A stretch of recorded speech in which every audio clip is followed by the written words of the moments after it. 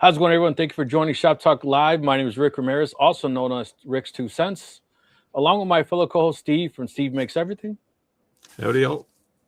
And Skylar from Eward Woodworking. Hi, everyone. Yep. So if I'm freezing, I'm sorry, guys. Man, it's been a struggle. But, so Skylar, I want to say congratulations. I saw you. What is it? 1.7 million. I don't know. 7.1 million views. I don't remember. Yeah. But Nice. thank you. I saw Steve is coming close to the 100,000 subscribers. Yeah. Did you make room on the wall for your big plaque? Well, so these numbers I showed you, I'm actually going to put my score back there someplace, more because I want to make a sign than say, hey, well, look at me. Yeah. But yeah, I don't know. No, they'll That's send a me big a plaque. mark. If I get to 100,000, they'll send me a plaque. Yep. You got to make space on the wall for that. Yeah. It's,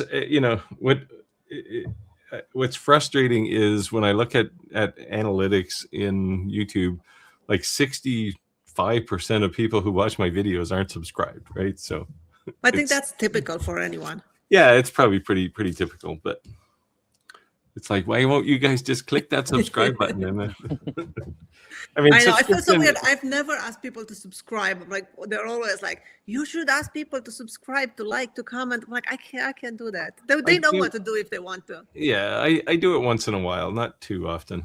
I think the biggest difference as a non-YouTuber, just as a person watching YouTube, they don't realize like what's the big deal.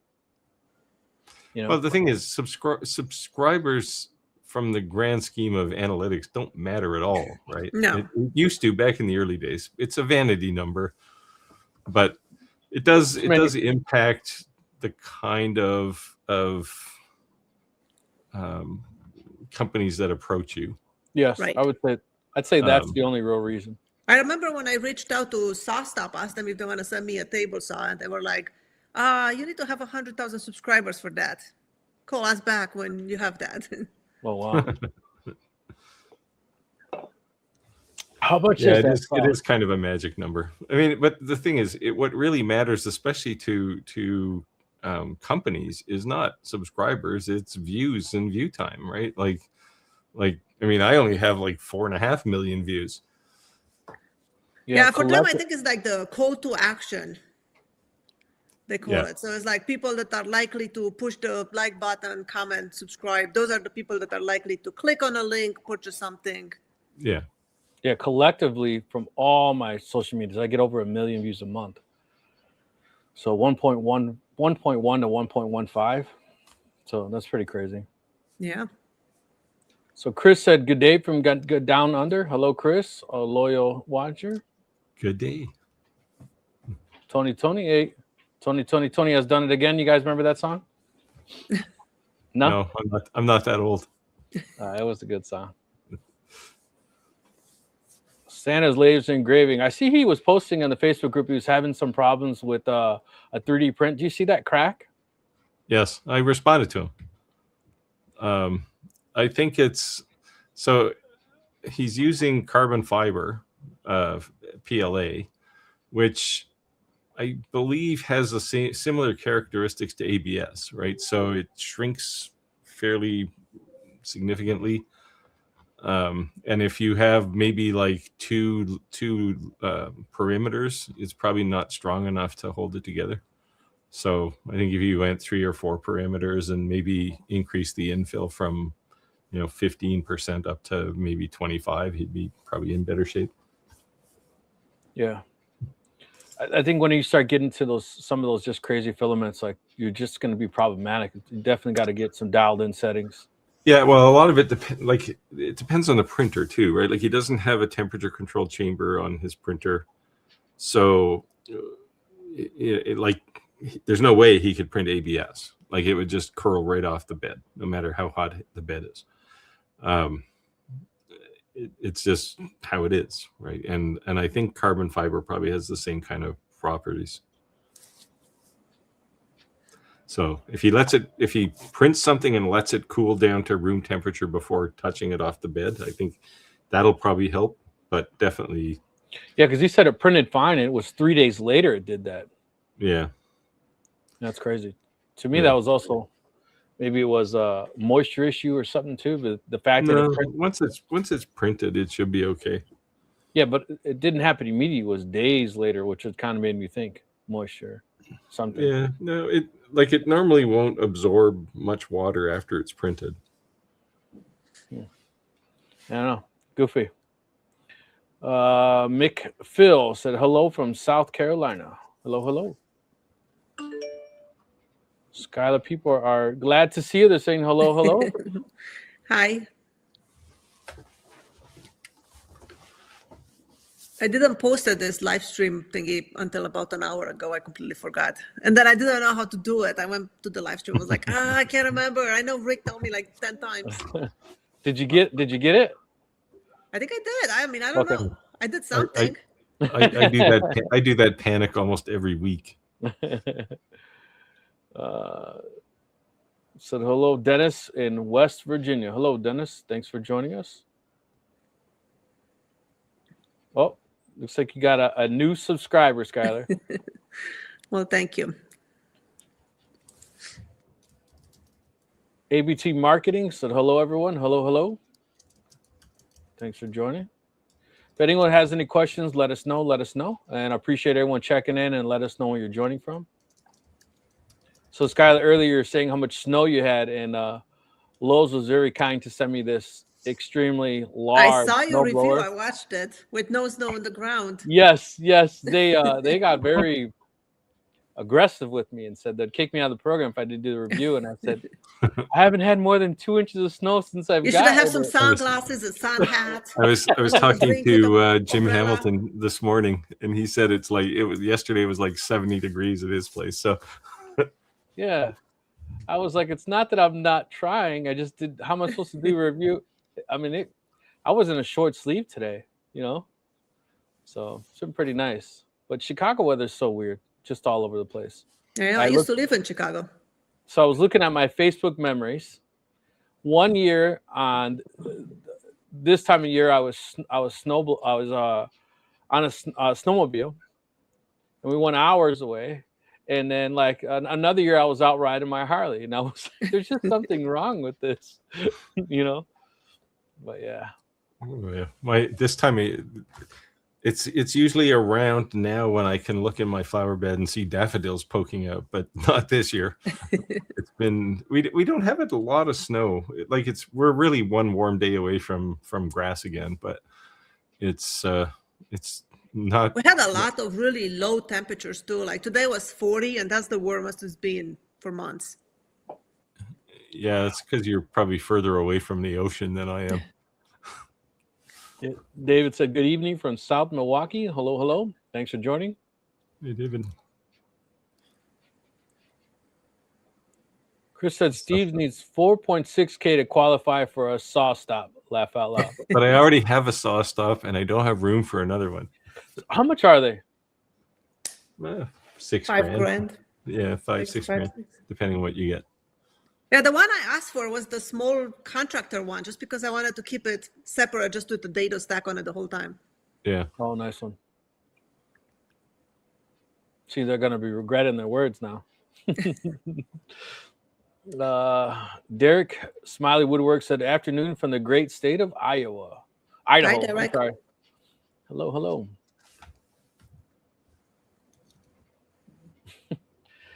This one's funny.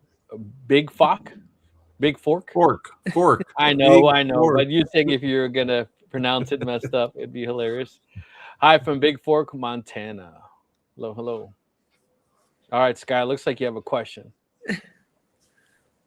Doesn't look like a question, but thank you. Yes, I don't know what multi-layer video. Is it the one you just published? The one with the wood, the different colors. Like maybe the box with the diamond shape. Well, those were nice too. The napkin, not napkin. What are they called? Tissue. Tissue Maybe, box. I don't know. It's way too fancy to use. That's super cool. I have a roll of paper towel over here. I've been secretly looking through your Etsy and looking at the crosses to see if there's one close to that green one that I have already. I have not made any in a long time. I have I think I have like 30 of them that I poured. I just need to like send them and finish them. I just didn't have time. I have some that I poured last Christmas and I still did not finish. So if you have a green one, let me know. I know you had the red wood with the green epoxy. Yeah, super nice. Those are nice. All right, Steve, you want to take this? Well, speak of the devil, it's Santa. I think with all the information I got from everyone here, I'm going to have to build an enclosure. Yeah. I assume that, it's pet GCF. I guess it might move around too. So pet G does kind of expand, and it has a bit of shrinkage too. So yeah, an enclosure is what you want, and ideally you put some kind of heat in it so that you can control the temperature. Yeah, heat and ventilation. Or and this will sound bad, either sell the 3D printer you have and buy a Bamboo H series, or keep that one for making your smalls and get a Bamboo H, because they have temperature control chambers in them. Now I don't know if they turn them on for CF, but the fact that it's enclosed is probably enough. So try an enclosure first. Now here is a question. I don't have a 3D printer, so I don't know. So this could be a very stupid question. Does 3D printers produce any fumes? Do you need to like put out the fumes through the window like a laser? So only if you're printing ABS or ASA. So it's the filament. Yeah. And like the Bamboos, they do have a charcoal filter or some type of canister type filter that's supposed to filter out. But at the end of the day, just like anything we say with a laser, right? If the fumes are toxic, it should be externally vented. Right. Yeah. ABS is not good. Now, most people don't print ABS or ASA anyway, but PLA and PETG are fine. But I will say this: I have an air filter, like a pretty high end one, and when I print, it changes the room. It checks the room environment, like whatever. It somehow tests the air. It'll go from 100% down to 87, 90. So it is detecting something in the air. I haven't smelt anything, but that doesn't mean that there isn't still fumes in the air, so to speak. So it has a particulate detector in it, probably looking for things bigger than 10 microns. Yeah, and I generally print everything in PETG, but so it's not something like ABS or something like that, but it is detecting something in the air. But I've never had a bad smell, headaches, anything like that to my knowledge. It's harming me in any sort of way. But that machine is detecting something is in the air. So we are bad friends to have. So I would say that soon enough you'll have one, Skylar. That's if Bamboo Lab doesn't send you one. When are you getting your Onefinity? They said like beginning of April. Nice. February, March, April. So did you end up going with the red line or the PWN CNC?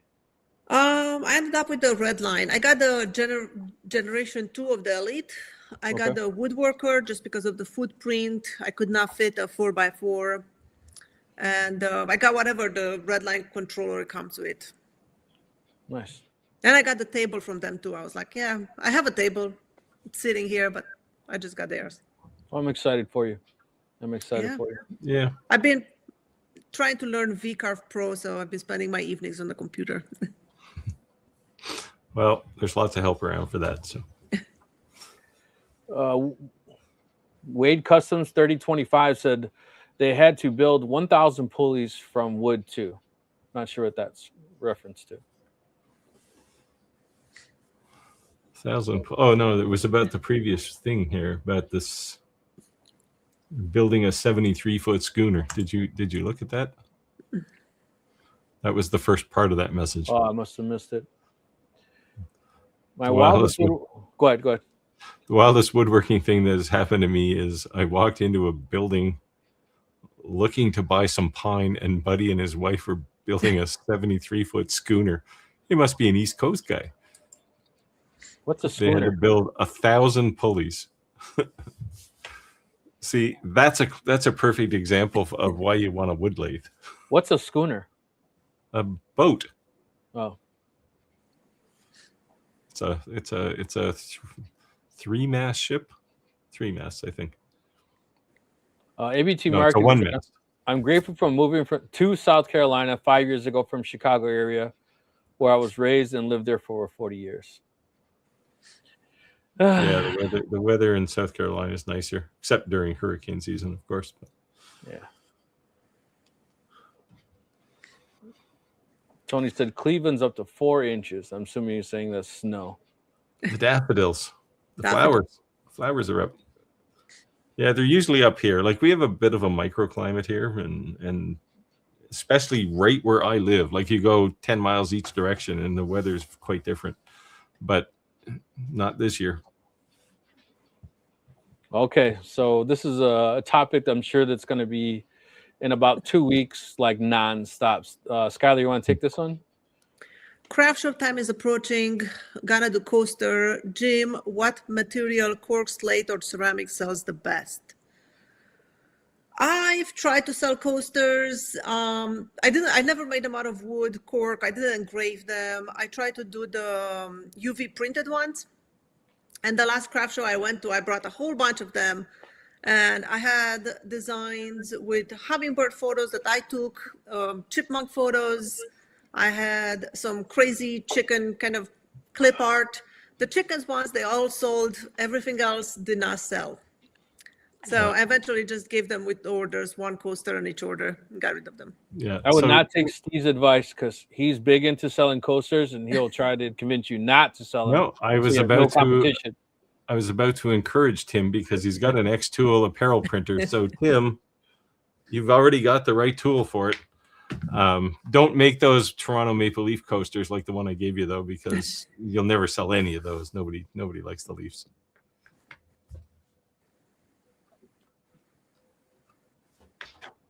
Roger's the coaster king, but he's not here with us today. But I sell coasters hit or miss. Absolutely nothing, and then 200. Absolutely nothing, and then 50. The thing is with coasters at craft shows, at craft fairs, there's going to be tons of people there with the same laser engraved coasters, and that's a problem, right? That's why I was suggesting Tim look at your DTF, and they work really well. They stick on pretty well. Coaster sales with me have been business to business. Yeah, with just companies with their logos. Anytime I do that, it's the same thing. I don't make a lot of coasters, but I get trapped every now and again. Yeah. I had some on my website, on my Etsy, and then I took them down. I'm like, I'm not posting them anymore. They're just bringing my stats down.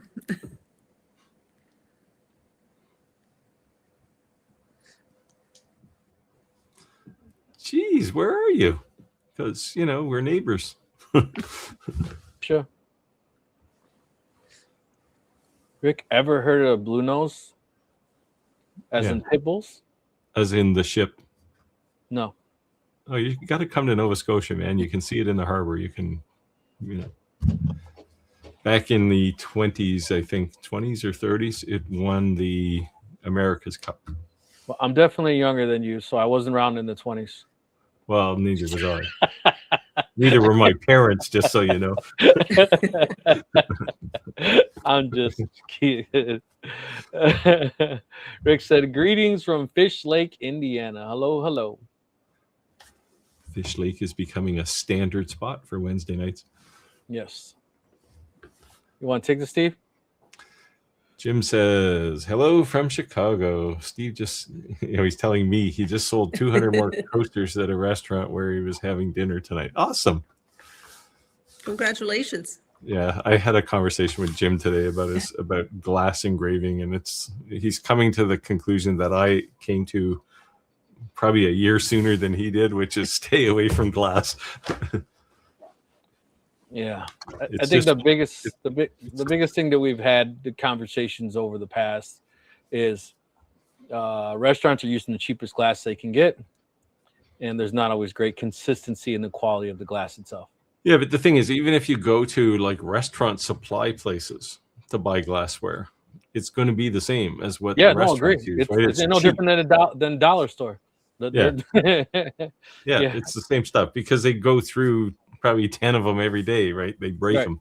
Exactly. So, yeah, it's, I don't know. It's just like if you're engraving a logo on the bottom of a glass or something, maybe, but wine glasses, and Jim was telling me about the wine glasses he's been using, which have, I mean, they're obviously round because they're wine glasses, but they also have a curve up the glass because they're wine glasses, right? And you're fighting two angles, and man, it's just a problem, especially with a UV laser, which is the only thing you can really engrave glass with. So Chris said, if you do coasters, do them all, but feature which ones nearby stalls are not doing. Yeah. It's the downside of laser engraving is when you go to a craft market, everybody's got one now, right? Because they're basically, for a while there, they were practically free, so people bought them by the handfuls. I'd probably make more money unloading all the coasters I bought when they were cheaper before the tariffs. I think I still have like 10,000 of them. Yeah. I got them so cheap. Jim's actually buying his from some place in Canada. Some big coaster retail or wholesale place. Yeah, mine was the Alibaba special. Tim says he's going to make Team Canada Olympic gold coasters. Confident in the gold comment. Looks like you're up, Skylar. Hello, Skylar. Do you have plans for making your 35 inches cross? Yes, I will post it tomorrow. So check out on my website tomorrow. I'll put it up. Crosses are amazing. I own 2 of them, and I'm asking to buy a 3rd. So I think the hardest decision was I couldn't decide, so I just got 2.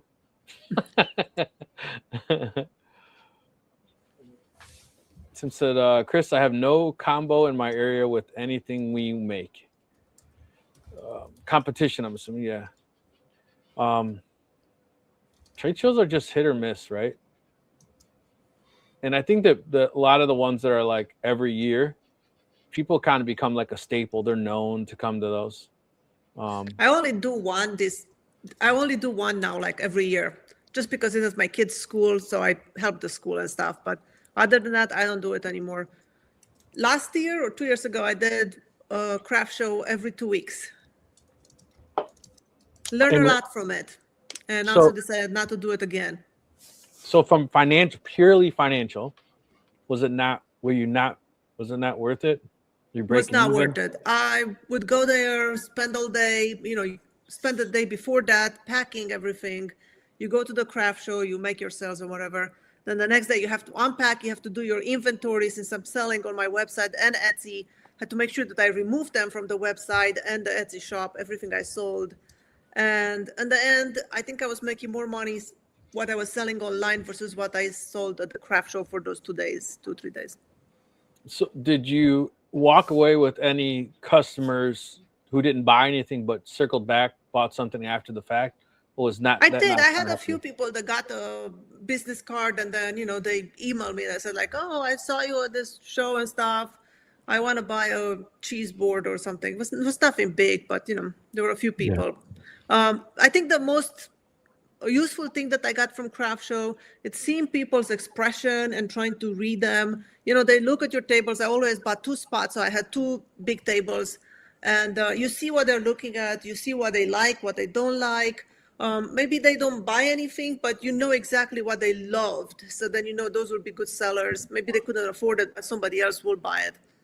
Yeah. And I had a few pieces where people were just like, you see them just walk by, like not even looking, almost, and they stop and be like, "Ooh, that's interesting."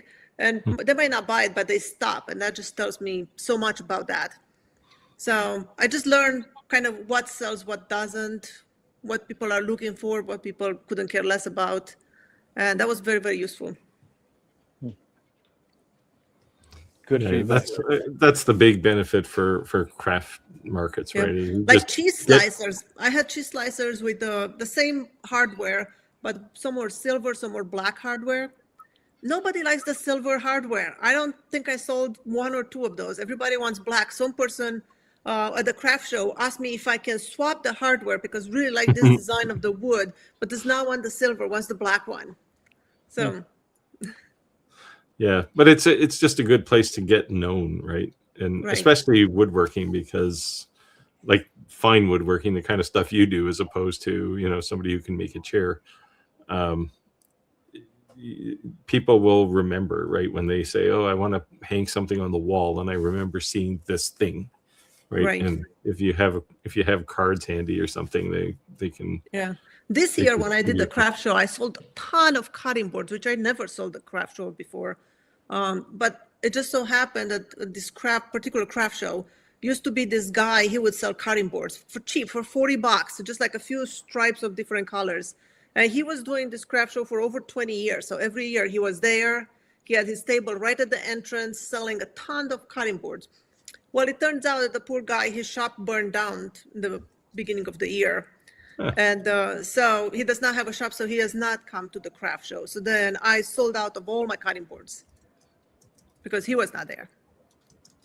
Where were you the night of the fire? Eliminating the competition. I'm just kidding.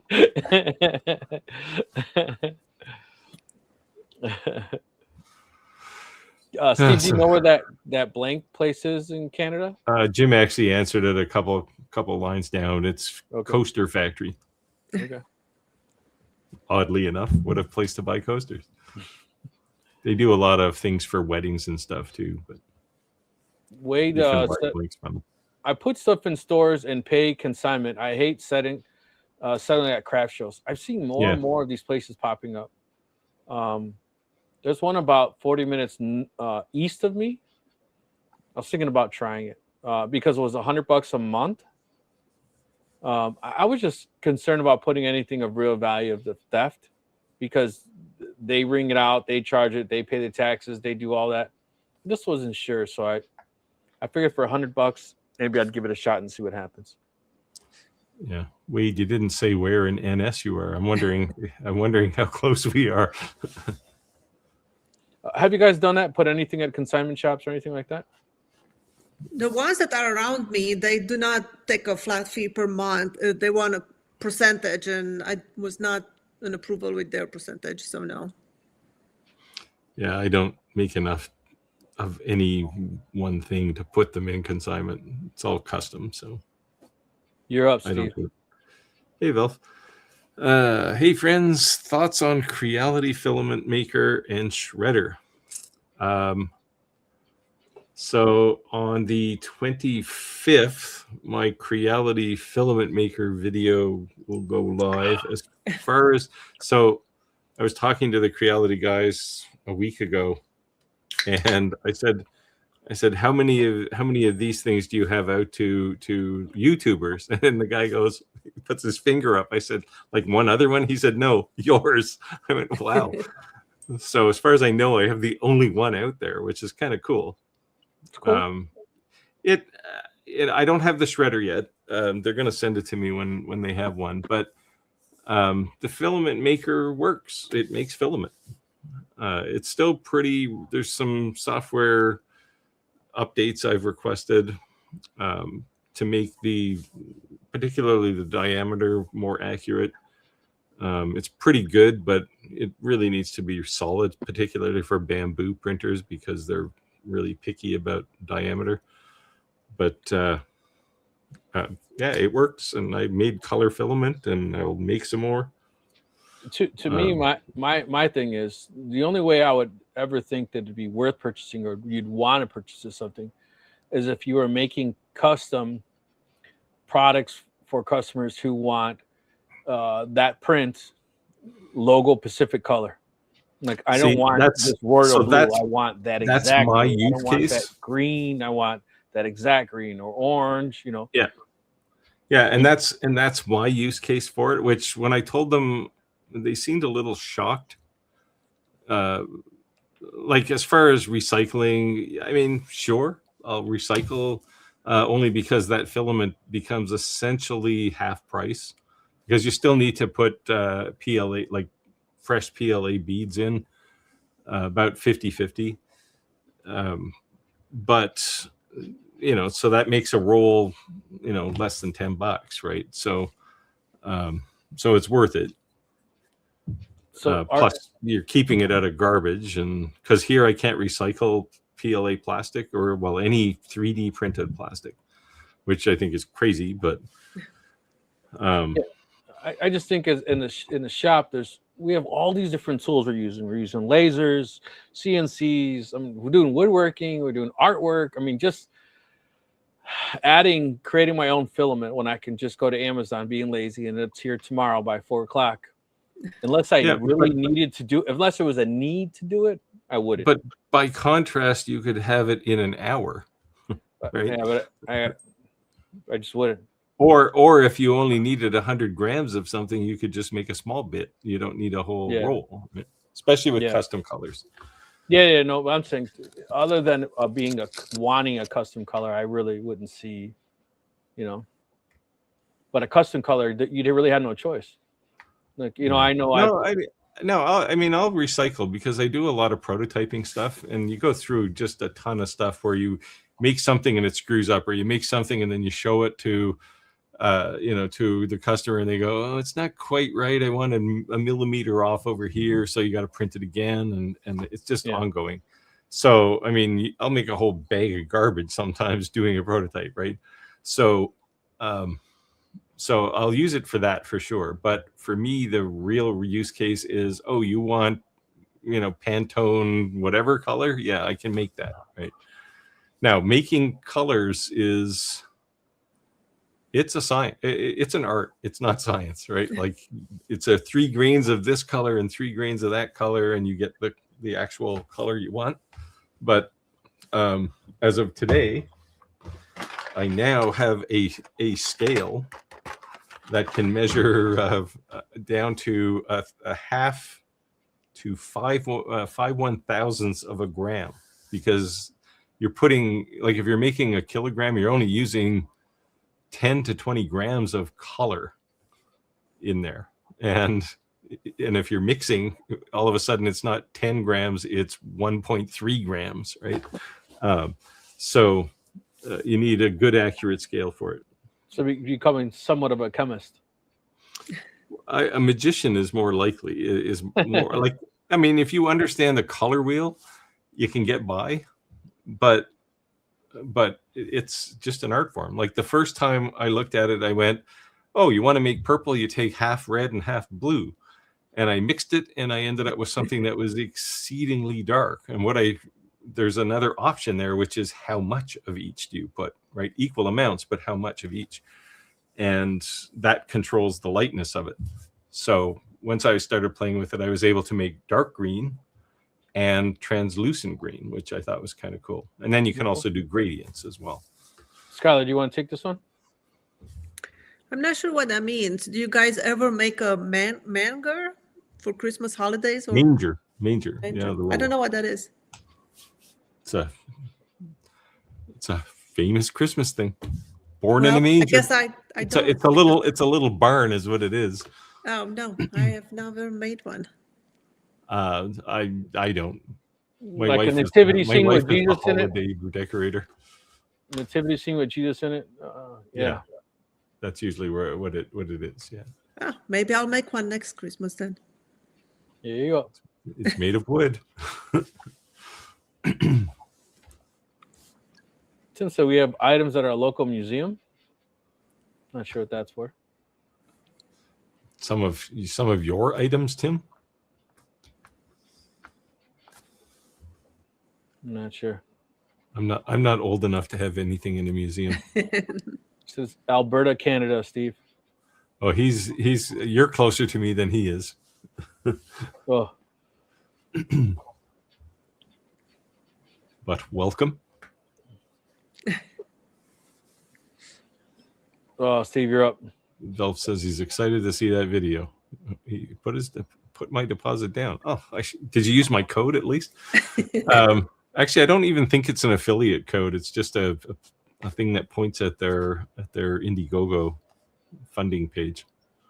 Chris said a friend went consignment, couldn't keep up with the help with overflow, had to pull it now just word of mouth. I mean, I guess that's kind of a good problem to have, right? If you literally are. Yeah. I just wanted to see how it goes, put it out there. But I think part of it was also what Skylar said is that you're kind of seeing what is rejected. Like that feedback is, and that's worth paying, you know? Yeah. Yeah, it's good market demographics, right? Yeah. But that's also very regional. Right. What doesn't sell locally might go wild online because you're reaching to so much bigger audience. Yeah. Although you're in Maine, so it's probably like here in Nova Scotia, it's very artsy, right? And there's lots of these little craft places around. So yeah. Dwayne said small crowd tonight. Well, we definitely got the majority of our regulars. It's a quiet crowd. But same number online. Yeah, but appreciate everyone dropping in. For sure, and let us know if you have any questions. All right, Steve, go ahead. Well, I have the next one too. Wow. Chris says, I wish filament makers would show PMS color codes. Yeah, I think that's coming. I think, I think it's safe to say that if Creality gets any traction with their filament recycling and manufacturing stuff, they're not going to be alone there. But until this came out, the only other one that I've seen that was kind of a commercial one, I won't even say for home use, was the 3D EV one, 3D Dev, whatever it is, which looks very similar to the Creality one, but it starts at like $6,000 US. Like it's not cheap. So that one is really kind of more for prototyping in small company type environment rather than, I got a bunch of scrap and I want to shred it and make it into new filament again. I thought it was funny when anyone I asked, hey, do you save the 3D poop? And everyone I asked said yes. And I said, what'd you make out of this? I don't know. I'm still saving it. Stuffed cushions. But I just thought it was funny. Everyone I asked said they saved it. Yeah. Radui said he wanted to see that coaster. Steve. He wanted to see that coaster the Steve's makes everything coaster. Yeah. So these are, it's a standard core coaster, but this is a DTF print, which is pressed on there. These work really well. And the nice thing is you get high resolution graphics and full color. And they're very durable because the DTF, when you press it on there, is kind of like a rubber coating. And they're basically indestructible. It's like Veld Creation says, basically, pretty much what you're saying. He's using prototype stuff. I print a lot of stuff back to back for videos. They have no use for the prints. I'm interested in if I can recycle the material. It's literally just used for the video. Now the thing is, unless you have to make sure you don't mix different filament types. So like if you have PETG, don't mix it with PLA because you'll have this filament that wants to break apart on its own, right? So the Bamboo Lab, if you're watching this, Skylar doesn't have a 3D printer. I don't want one. To be clear. If you do want one, Skylar, let me know. I have a contact. Yeah, she wants one. I don't. You know what I like about the 3D printer, Skylar, is that everything we use, we have to kind of babysit. There's nothing in our shop that you can completely leave your home. A 3D printer, you can.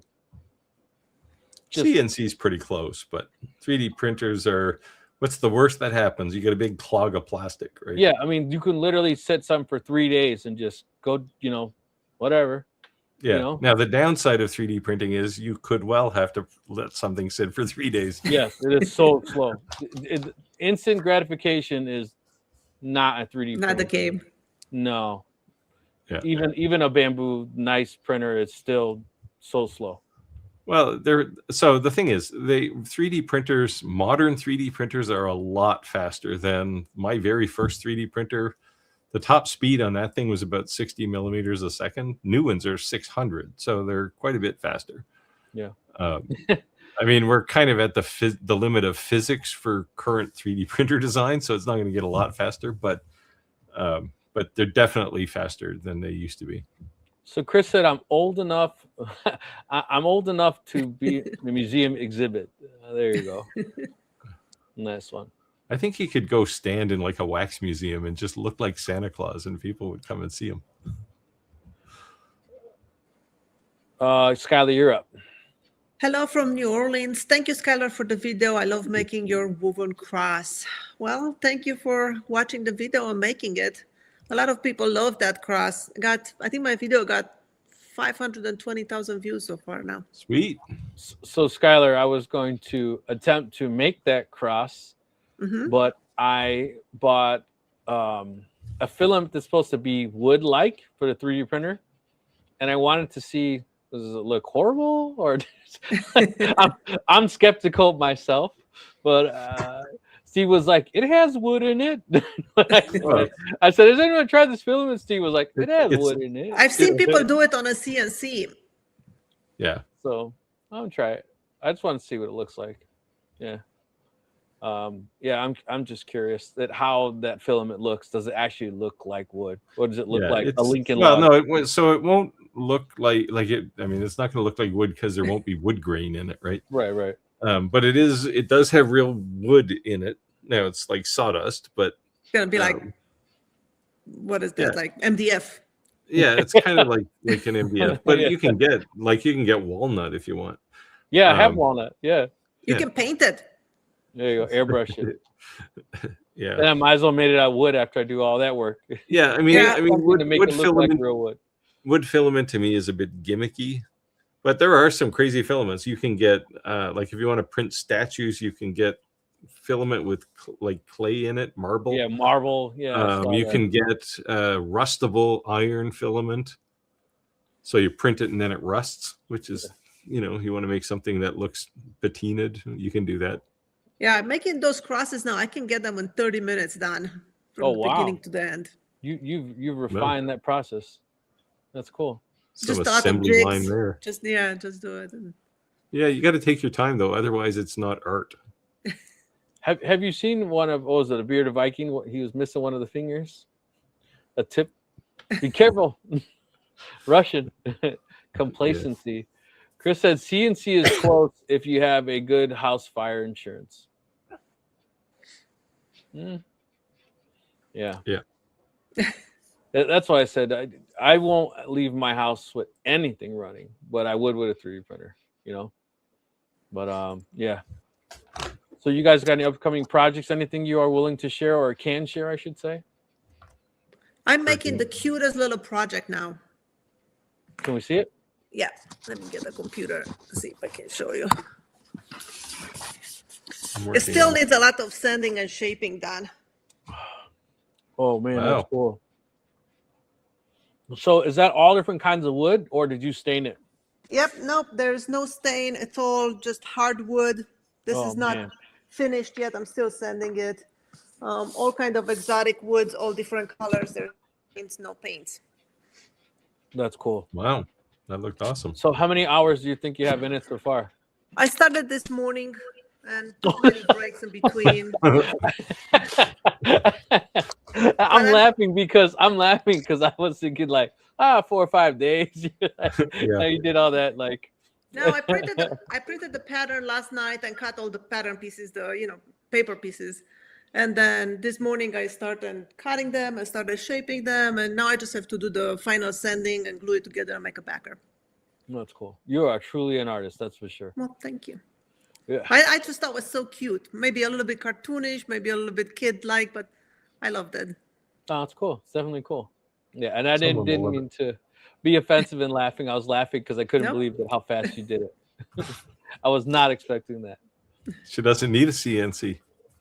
It would actually take it would actually take longer to do that with a CNC than you're doing it by hand. Well, the cutting doesn't take long with the scroll saw. It's 42 pieces, and most of them are small like this. There's the shaping, the sanding to round over all the edges and shape it and give it the 3D look. So the cutout would be okay on a CNC. It's the shaping would take a long time, because that would be like well, depending on the resolution you want, how much you want it to sand, either an 1/8-inch ball bit or a V bit of some sort. And that's really slow because you're not taking off a lot of material with each pass, right? Right. I think the longest process for this is to choose the right woods. So it's like I had all kinds of different species of wood. I was like, what goes with what? And then you do the feathers, and you don't want two very close colors next to each other. So just picking up which part is going to be which color, was the hardest part. Looks like you got a question, Skylar. Skylar, what stains did you use for all those colors? There's no stains. There's just all natural wood colors, all exotic woods. I have to ask you a question. How do you like that planer behind you? I have it brand new in a box. I haven't opened it yet. The DeWalt. I had it. That was one of my first tools I ever got as a woodworker. So it's been 3 years. I changed the blades once about a few months ago, but it's working great. Do you have the Halo Hex blades in it, or the regular? No, just the regular ones, because when I got it, they gave me an extra set of blades. So I just changed it a few months ago. So I was laughing because that exact planer, there's two different versions of it, right? There's one with an extended table, and then it also comes with 3 sets of blades. When the other one doesn't have the extended cable, it does have the extra blades. Maybe they had a surplus, or maybe it was a mess up. But the one with the extended table and the extra blades was cheaper. And I was like, what? so that's what I got. Yeah, I use it. I mean, I mill my own lumber. So every project starts on my jointer, planer, table saw, and then I work with it and go through the drum sander. I use my drum sander for every project. I do very little sanding by hand. Mostly I had the edges. It's coming. I just cedar fence pickets.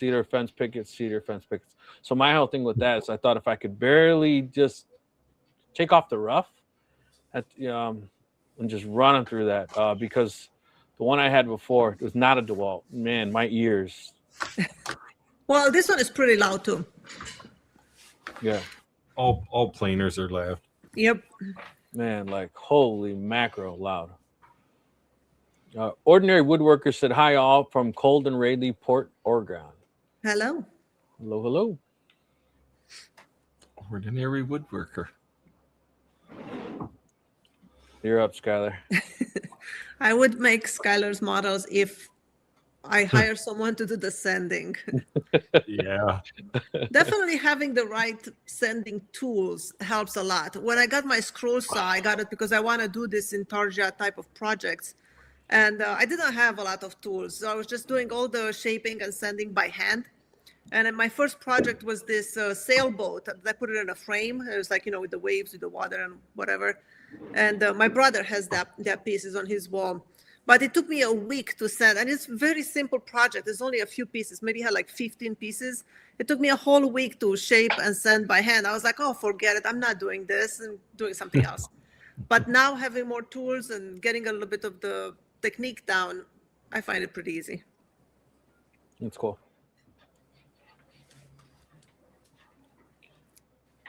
You're up again. Sky, can you do like clack and print things for your shop? I'm not sure what he means by that, print things for the shop.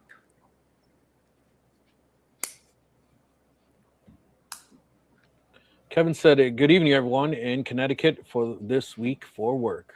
Hello. Thanks for joining. Just want to let everyone know that this, for the most part, our regulars are in here, but if anyone is new to the live, this is a live questions and answers. So don't think that you are changing if we're talking about CNCs and all of a sudden you want to talk about 3D printers or you want to talk about YouTube or marketing or anything. The fact this is not a scripted video, so you're more than welcome to answer any question at all. You're not bringing us off target or off topic. If you're also wondering why we read these comments, it's because a very large portion of people are working and they're listening, and then they chime in when there's something that they want to come. So We know you can see the comments, but people can't see the comments if they're just listening. Just wanted to mention that. So speaking of CNCs, there is news this week. Unbelievably, Millmage is finally going to ship. Only a year and a half later than they said they were going to release it. So it's a typical software project, basically. It's going to be interesting to see because it's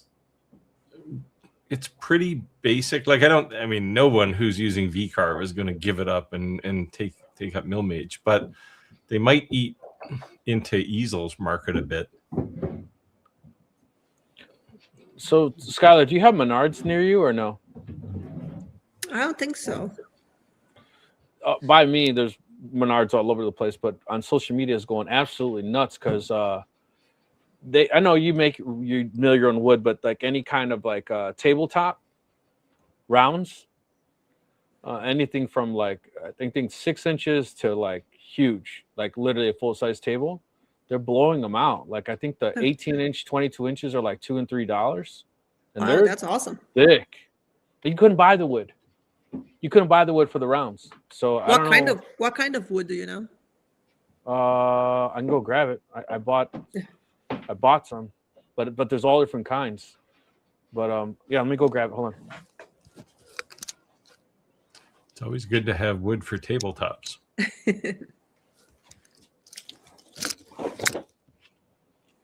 My desk here is because I wanted to have a raise and lower like power because sometimes I like to stand.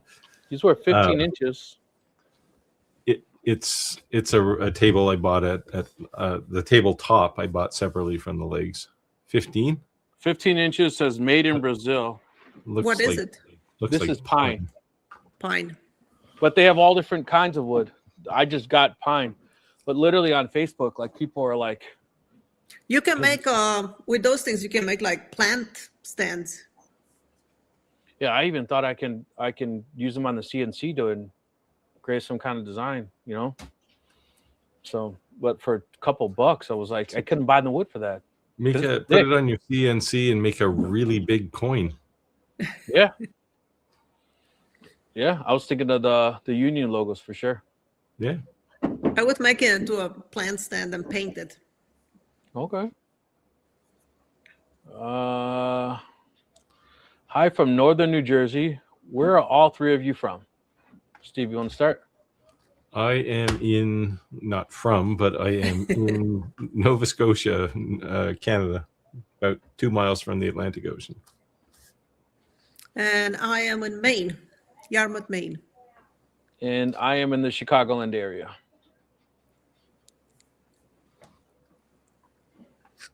I think Tony is making good comments on your comment, Skylar. Tools, jigs, and fixtures. Once you're actually doing something, a jig is gonna be a lifesaver, right? For something. Yep. I think I have more jigs in my shop than I have tools. I have a lot of tools. Yeah. If you think you're ever gonna make more than one of something, build a jig first. Yeah, and you know the thing too is that it's frustrating at first because that getting that jig dialed in right takes time, right? But then once it's dialed in, like that is so drastically helpful. Yeah, I remember my first table saw sled. I think I made like 5 of them until I got one that is perfectly square, and took me forever. And now I could probably get it done in half an hour and get it perfect. Radui said, since it's slow, can you talk about DTF machines, what to look for and avoid in general pricing and recommending machines? So what I would say when it comes to DTF, that you should buy nothing with less than 2 print heads. If anything less than 2 print heads, if you're printing over 15 shirts, forget it. It's made, that's a cricket, right? It's made for something you want to do onesie twosies, and that's it. I would also say that you want to get something at least 16 inches wide. The reason that I say that is because if you plan on printing any shirt over an XL or 2XL, you're not going to be able to. when it comes to inks, there's a huge difference in the inks. So a lot of times these manufacturers sell their own inks.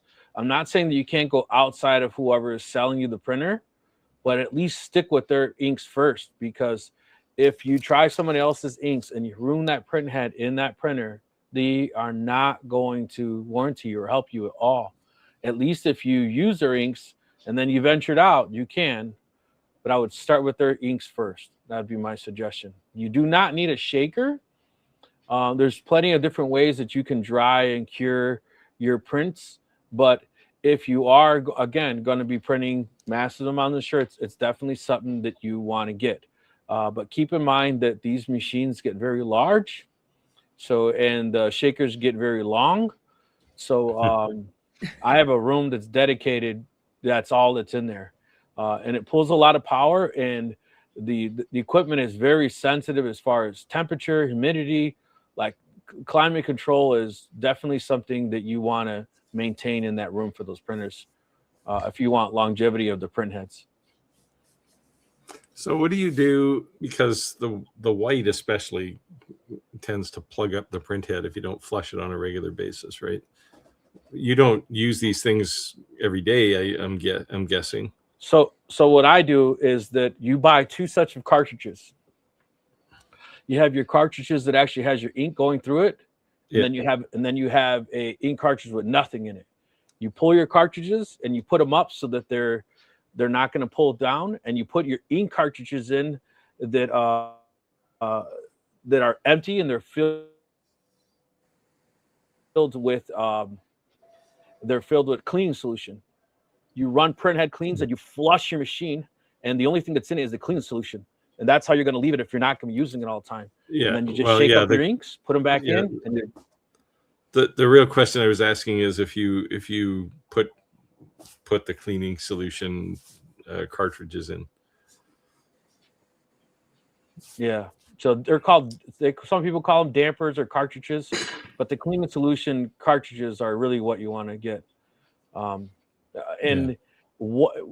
Whites, they expire. All inks expire, but white specifically, if you use past the expiration date, they're going to bind, cause all kinds of issues. Colors, they can be years expired, and it probably wouldn't even know it. And they are water soluble inks. So you also want to make sure that once you open that container, that you try to use it, dump it as much as you can or seal it really good, because if the water starts evaporating in that ink, it's not going to have consistency throughout it. I think the message here for Radu is that these things are not zero maintenance, right? Yeah. So Radu, if you're on Facebook, look up let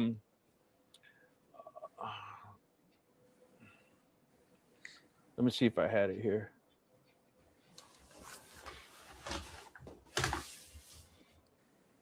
I'll see if I can get his information and do it.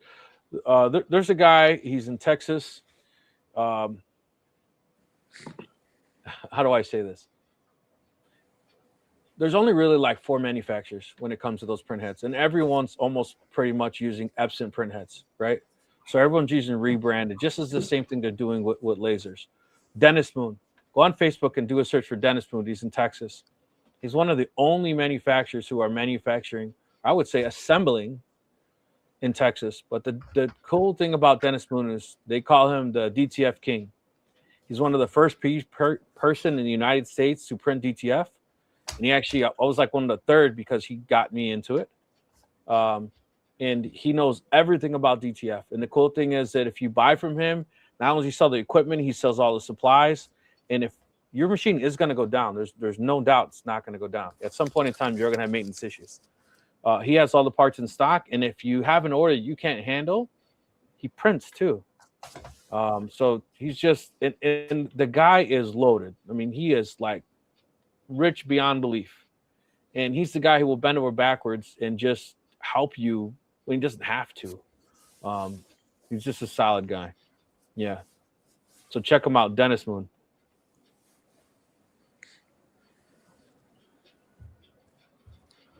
Let's see. Wade said, just subscribe to Rick and Steve. I was ready to subscribe to Skylar. Thank you. Appreciate it.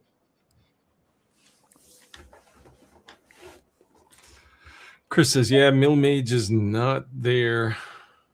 It's not there that yet, I guess. A beginner will be pushing the limits of it within a week to a month. Yeah, this is my worry, right? Like he said, they dropped inlay operations for some reason that didn't affect me, and no 3D at all. I mean, the reason they would drop some of these key features is because they did eventually want to ship it, and those are hard things to do, right? Like I mean, 3D less so, but the inlay stuff that they do in VCarve, and if you haven't played with that, and that's something you're going to be interested in too, Skylar. I know. I've watched all kinds of videos. I've already went through the whole projects, did some inlays and created toolpaths and stuff, and did all of that on VCarve. Ready. Yeah, well, so a lot of the videos will be the old version of VCarve before they added the inlay toolpath. Like you could do it before, but it was a pain. Now you just basically say, here's my design, build me, create a toolpath for inlay, and it will create both halves of it for you in one shot. And they fit perfectly together. Like, it's just amazing. So what you get then is effectively two pieces of material, and you can say this one is the plug and this one's the socket, and it just builds the toolpath for you. Tim says, those are hard. Tim says, best ETA printer, in my opinion, is X-Tool apparel printer. I'd say this. You will never, ever see an X-Tool printer in any production shop. Ever. It's cool for a home-based business. It's cool for someone who's going to do it occasionally. But a large production shop, never happens. Yeah, keep in mind, X-Tool's market is not large production anything, right? Right.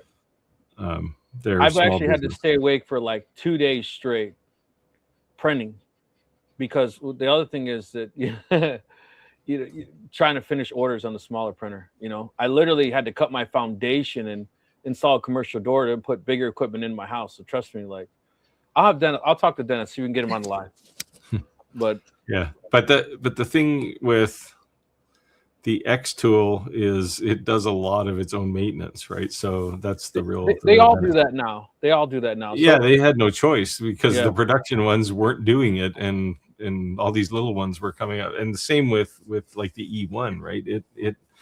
It shook up the UV printer world because it did all the maintenance. Like I can leave mine sit for a month and then just go and print something on it, and it works fine. Right. So the biggest thing is you got to understand is like even all these like in DTF, these self-maintenance type things, stirs and all this and that, there's no way it can actually touch the bottom. Like if it's in this container and it's spinning, it can't actually touch all the way to the bottom because it would be hitting it. So there's a 1/16 of an inch, an 1/8 of an inch that it's off of the bottom of the container. And even though it randomly stirs it, that's still settling. And in white, there's metals in the white. Yeah, it's titanium dioxide. Right. So you still have to take every now and then that container that they're filling the inks in, when they have these bulk ink systems, and clean them out with distilled water. Yeah. So, and I mean there is definitely maintenance on something like an E1, but it's not daily maintenance. Right. Whereas a typical, up until they came out with that, the typical UV printer, you were doing the same thing as a DTF printer, right? You were flushing the white and it was just a lot of maintenance. And a DTF printer should not sit longer than 3 days. Yeah. I mean, when I had my Pro Colored sitting in my shop, I would literally walk by every day and push the head cleaning button.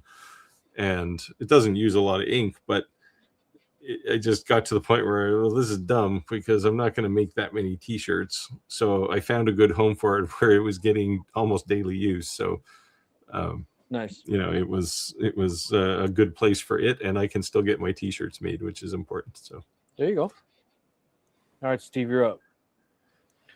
David says, Steve, does the alien cell use light burn well yet? I guess it depends on what you mean by well and yet. I mean, certainly you can use Lightburn. What you lose, though, is effectively all of the reasons you would buy an alien cell in the first place, except for the size. What's an alien cell? So an alien cell is a new diode laser, but it's big, right? It's got a 700 millimeter by 400 and change millimeter. So it's pretty big. And it's got a dual camera system in it, which only works with their software. You can't use it in Lightburn because Lightburn doesn't know what to do with two cameras. And like any of these things, if they say, oh, we support Lightburn, but here's our software, I'll use their software every time. There's a reason. They wouldn't have gone through the trouble to make their own software if there was. Well, no, but the reason, so XTool was a prime example, right? Back in the day when before they came out with the XTool Studio, they wanted Lightburn to add a bunch of capabilities to Lightburn to support all of their new features. And Lightburn, I don't know, either said no or dragged their feet or whatever. So XTool said, fine, we're going to build our own software and show off things like contoured focus and all the other things that they do. And there's a reason, right? Because you can't do those things with generic software. So, but it works. I've used it in Lightburn. It works fine. Kevin said 65 watt CO2. Tried cutting some quality MDF, but it does test grid. I get a lot of flare ups. Got nervous a couple times. Flames lasted a bit longer than I was comfortable with. Yeah. So this is the hard lesson with MDF, right? MDF does not cut well with lasers, and certain kinds of MDF are worse than others because of the glue in it. Yes. So like MDF is 50% sawdust, 50% glue. And if it's exterior MDF, particularly, it's virtually impossible to cut it with a laser. And Kevin, the other thing that I've done that helps with that is put masking tape over it. Yeah, you can do that. You can do multiple passes and go faster. Yes. But we've also probably lower the focus, right? Every pass. Yeah. You need to lower focus. But the other thing that, if you've ever watched, I was actually going to bring it up. Once in a while, we do fails, and the reason we do fails is because, we're on YouTube, and Skylar shows us a beautiful cross. Steve shows us, amazing chess piece. And we're showing this laser engraved that looks so perfect. It's very scriptish, things that I'm doing for memorial stuff, and we're not showing you our fails, right? So that can be discouraging for someone who's first starting. So once in a while, randomly, we show our fails. And one of my biggest fails was exactly what you're saying, Kevin. I was cutting something over and over again, and all of a sudden, whoa, went up in flames. Well, I mean, Skylar probably doesn't make any fails, but when I was learning, I do plenty. I do more fails than succeed. when I was learning to make chess pieces on CNC, I didn't have any flame outs because it's a CNC, but I did make a box full of kind of quasi round things that looked like half a chess piece. So they all became a bunch of firewood. But, I tried to do with my Shaper Origin. I was making some oval boxes that has like a hand carved lid, and I was cutting them with it. But on Shaper, you cannot put tabs, so you would I would cut the pocket. Everything went great, and then when you cut out the box, you get to the very end, and it dislodges, and it just kicks it into the bit, and it takes a big chunk of it. And I think I cut like 6 of them until I got one okay. Can't you do like you do with a CNC and put 2 pieces of tape, glue them together, and stick one on each side and stick it down? Well, I did that. It still moved a little bit, and you cannot put tabs like you will do in a CNC, so it stays together, and then you just cut them. So then what I ended up doing to get it successful, I just leave like an onion skin, so you don't cut all the way through. And then I'll take it to the bandsaw, cut that part, and then take it to the router with the flush trim bit and cut the remaining. But workarounds. Yeah. Well, the good news is you can use tabs in VCarve, so. And it doesn't take much. Like you can cut a pretty big piece and leave like 3 tabs in it, and it'll stay there. Right. Tim said it is, but the best I've had for a short year. I didn't buy the shaker like Rick said. Got a cheap oven for the cures of prints. I'm gonna talk to Dennis and see if we can get him on the live.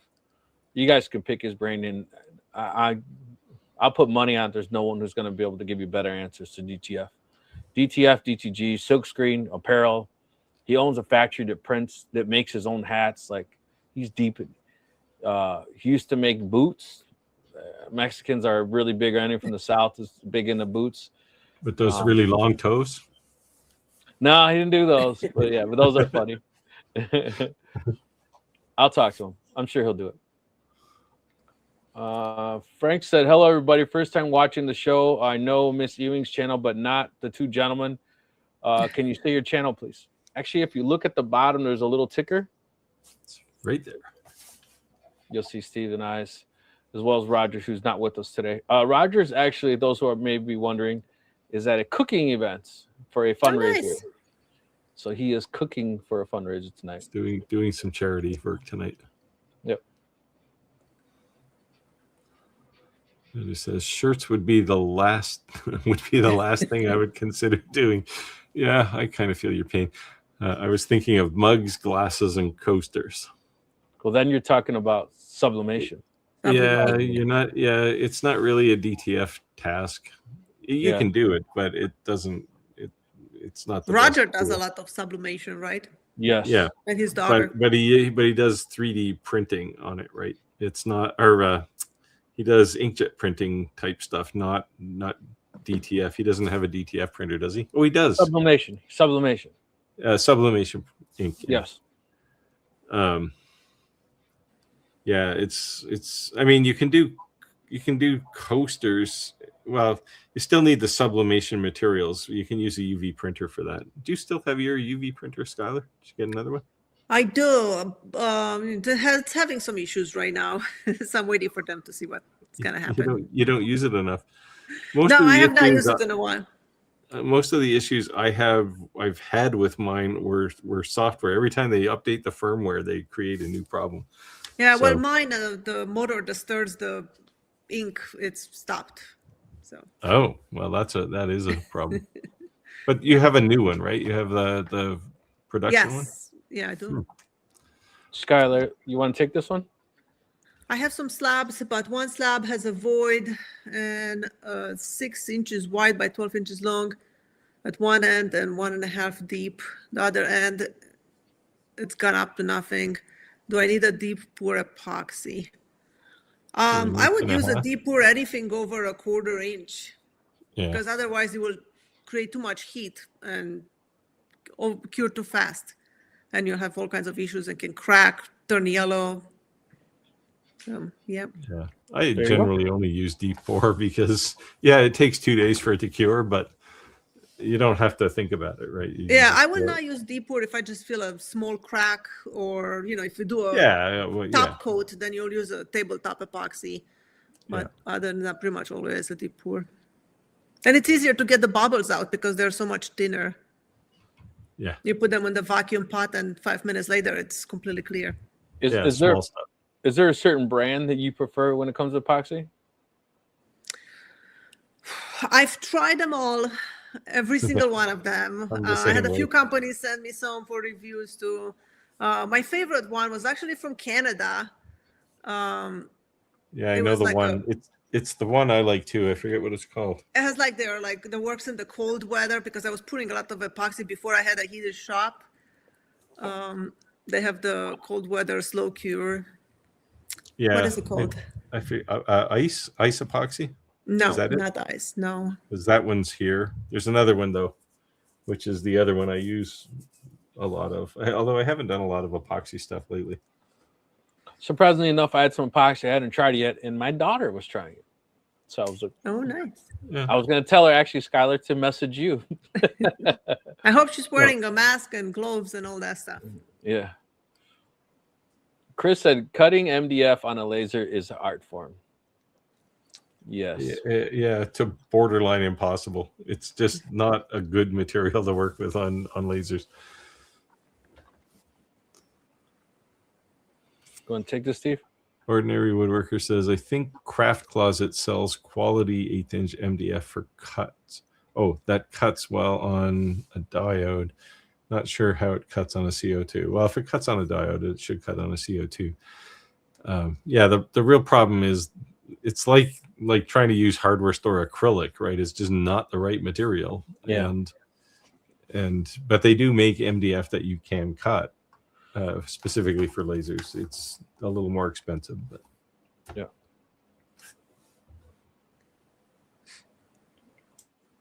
Chris said OW Craft Closet's secret is consistency of the material. Yeah.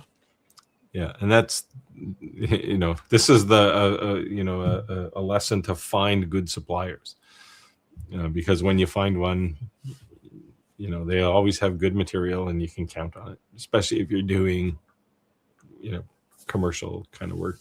Have you heard of these brands, Skylar? Yep. Not Westbond, but Total Boat. I used a few of their epoxy, and the Total Boat is totally fine. Their tabletop epoxy, I'm not a big fan. I feel like it's yellow right out of the can compared to other ones, but it's nice. I make want to run over and grab and see what I got. Let me see.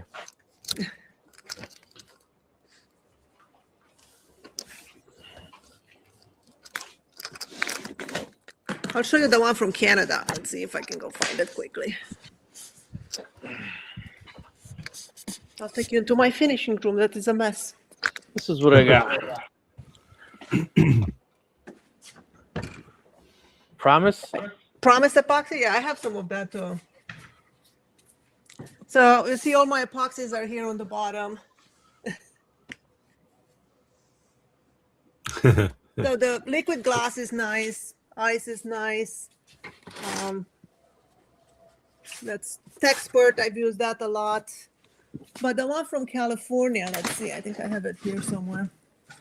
Not from California, from Canada. I think is...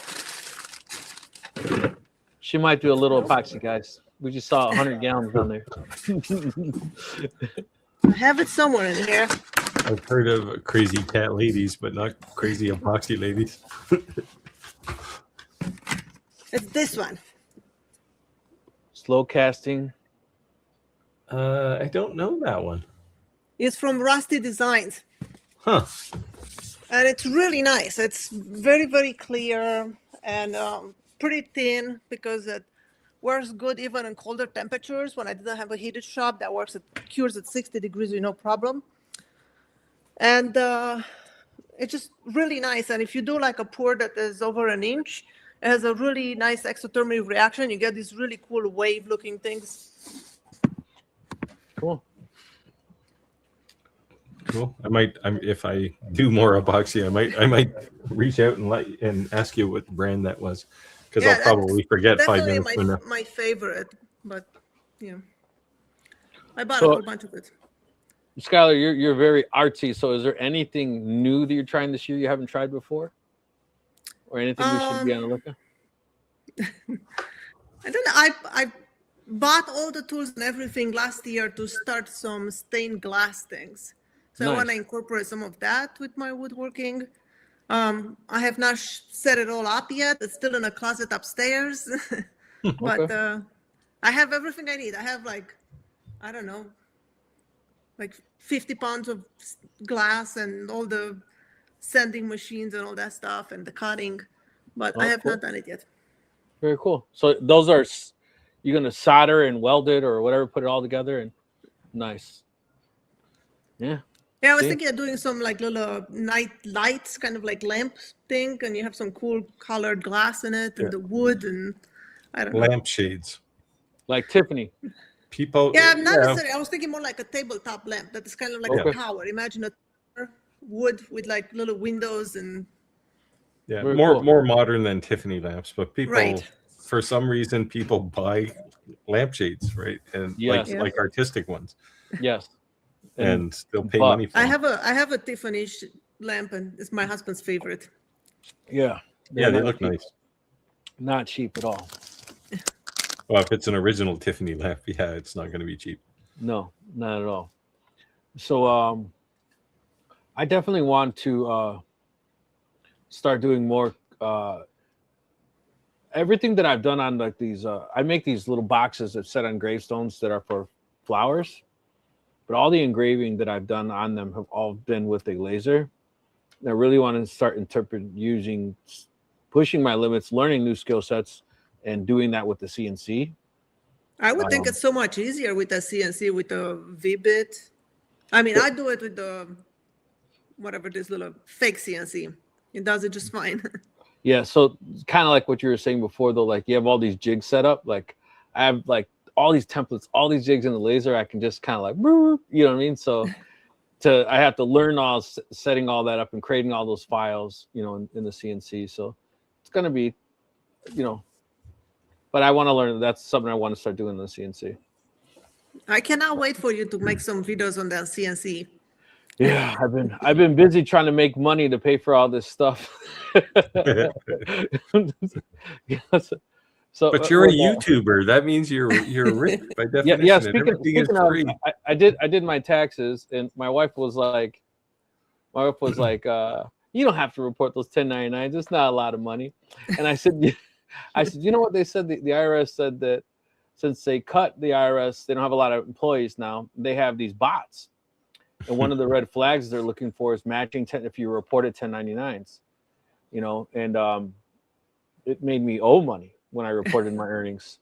And I was like, well, it is what it is, you know, like, but exactly what you just said, Steve. People just make that assumption, you know, like when the football came, man, football season was good to me. That's all I can say. Christmas was good to me, and then it just died. Like I think, especially February, this month has been the slowest it's been in 3 years since I've been selling things. February is usually a slow month. People get depressed in February, right? So, but in March they want to spend money again because you know they were depressed for a month. Yeah. So to me, my prime's going to start. So I sell a lot of flower boxes and a lot of bed garden boxes and a lot of those flower beds for the graves. So all that's going to start coming. Like my peak of my season's going to start, you know, then it starts kind of tapering off dead in the middle of the summer, you know, but yeah, so definitely start, you know,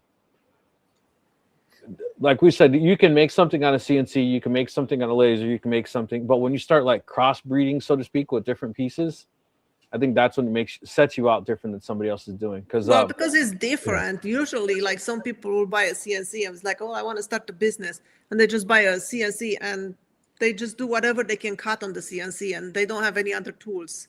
Right. So I mean, lasers are the same, right? Like people, I mean, some of it's budget, right? You can only afford one tool, and you buy one, and you figure, well, I'm going to make everything with this, but you know, it doesn't work that way, right? You need lots of tools. When I was at my last craft show, the guy that was selling next to me, he was selling wood turning stuff. So he had all kinds of like little round things and whatever. He was selling these platters, and he came to me. He's like, I have a question. He's like this old gentleman, you know, I want to say, I don't know, like almost 80. And he's like, I have a question for you, woodworker to woodworker. It's like, how do you, because I was having the cutting boards and stuff. It's like, how do you glue your cutting boards? I thought it was so odd that he asked me. He's a wood turner. He's been doing woodworking all his life. He's like, you know, I turn these big platters and I make all of them from chairs that I found on the street when people take their trash out. So the seat itself, I turn it into a platter. It's like, but I'm running out of it. I'm running low, and I do not know how to glue a board so I can make more platters. So I was like, how can you not know that? That's crazy. So you set them up with some glue? Looks like you're up, Skyler. I have a buddy who's a wood turner, and now he's a master craftsman type wood turner, right? Like he's a master wood turner, and he does crazy stuff. But I basically, you know, my theory is, you make things that are round. It drives him a little crazy, but he makes like real art. Like you know, he's a pro. Skylar, have you watched Michael's video on duplicating and replacing the stained glass windows on a bank that lost its windows in the fire? No, I do not know who this Michael is, but sounds interesting. That's cool. I think I'll start with something really small. At some point this year, I want to do some electroplating. I've seen people doing that with 3D printing. They're making the chains look chrome and gold. Yep. Yeah, and that's what I'm interested in, right? Is using a 3D print as a form and then electroplating on top of it. Really, all you have to do is spray it with zinc paint so that there's a metal surface there, and then you can electroplate it. But it allows you to do lots of crazy things that you couldn't do otherwise. Yeah. So that's kind of my mission. That's when I get a free moment, which might be December. So I don't know. Nice one. Skylar, you want to take this?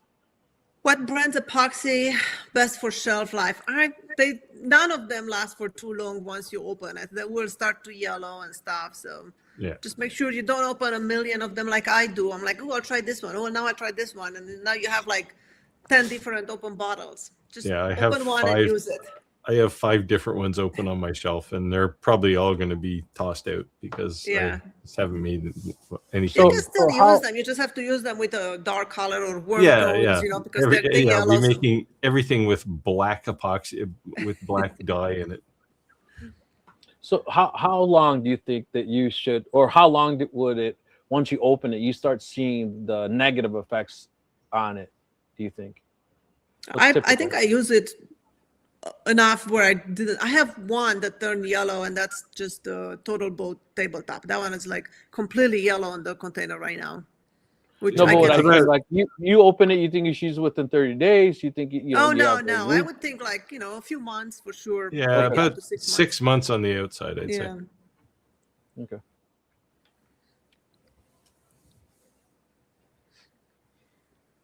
Chris said it's not a lot of money until you have to pay the IRS fine. Exactly. I was like, ain't worth it.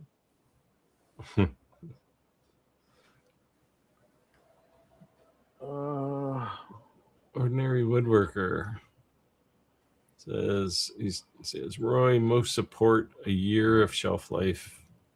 This is the epoxy, I guess, but I have used epoxy that was over 2 years old. Yeah, it'll still cure. It just turns yellow, and if you want to make something for those out there that are watching this, if you are trying epoxy, please read the directions carefully. Yes, I've used some of penetrating epoxy from Total Boat, which is amazing, and I use it all the time now. But I was just so used of some ratio of the epoxy I was using before that I used the ratios all wrong. And it heated up. It got like 370 degrees and started smoking, and it was like terrifying. Wow. My plastic cup melted and shrunk. Whoa. Wow. Yeah, I have a video on it. I filmed it. After I saw what happened, I was like, whoa, that was crazy.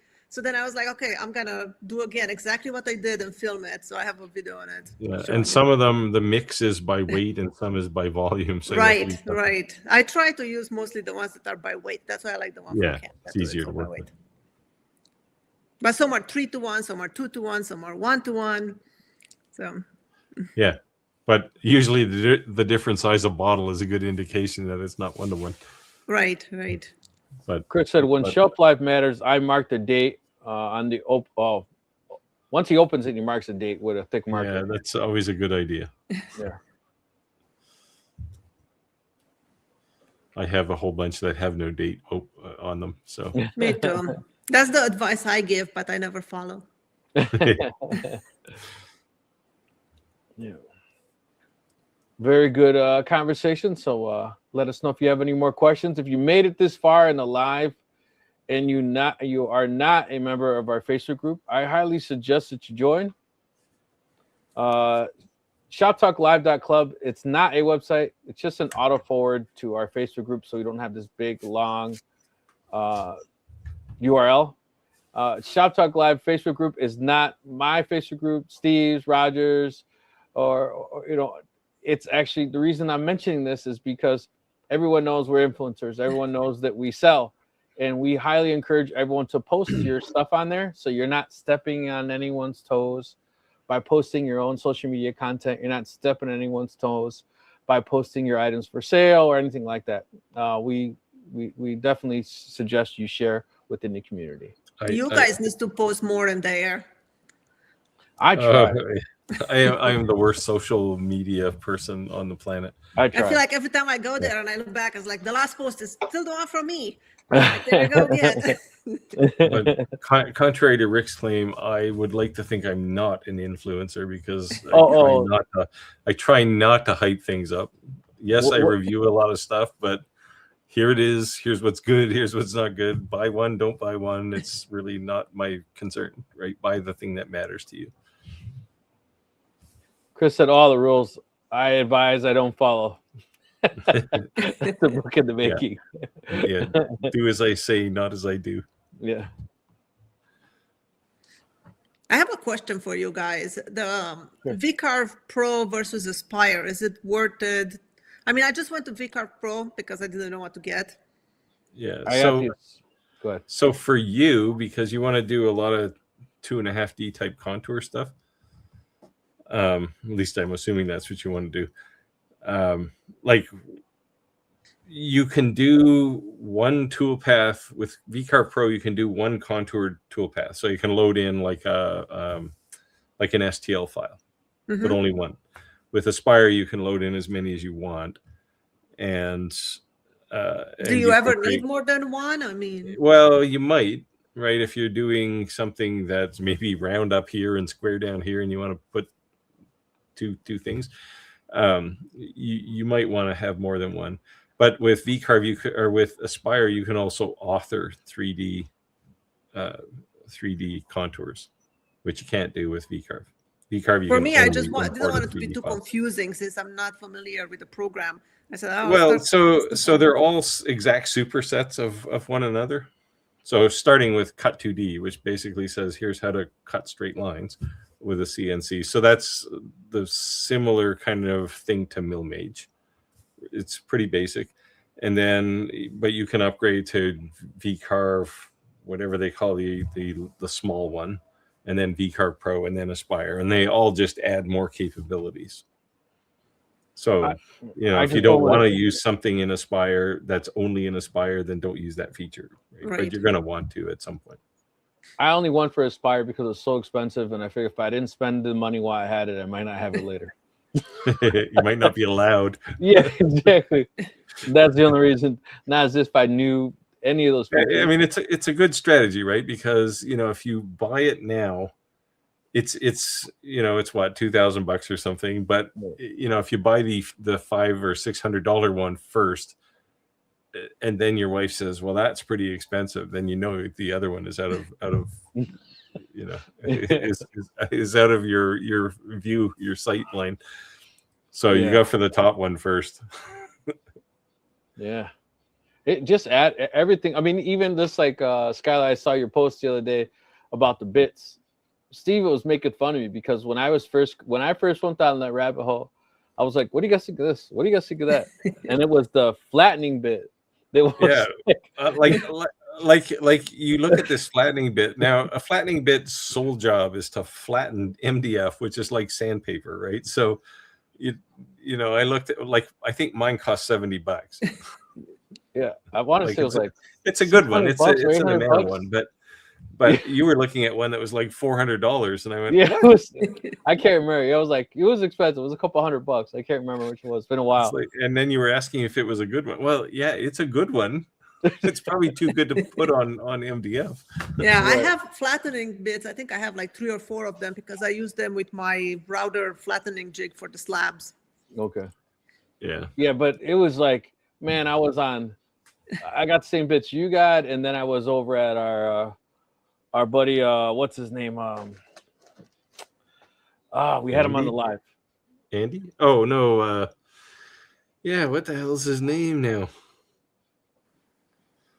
The cut too close or something? Yes, cutting. Yeah. I bought some of his bits.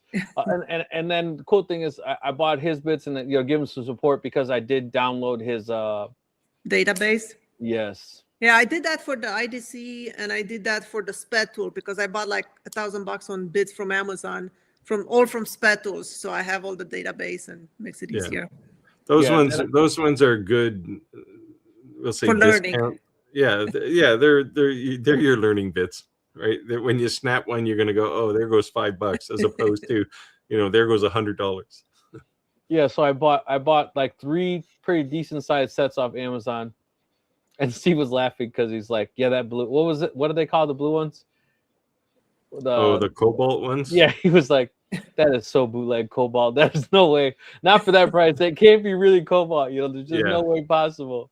Yeah. So yeah, because I've purchased like Amana cobalt bits, and they're like $80 and $90, and then you buy a pack of 50 of these things for $10 or whatever you paid, and it's like, yeah, they're just blue, they're not cobalt.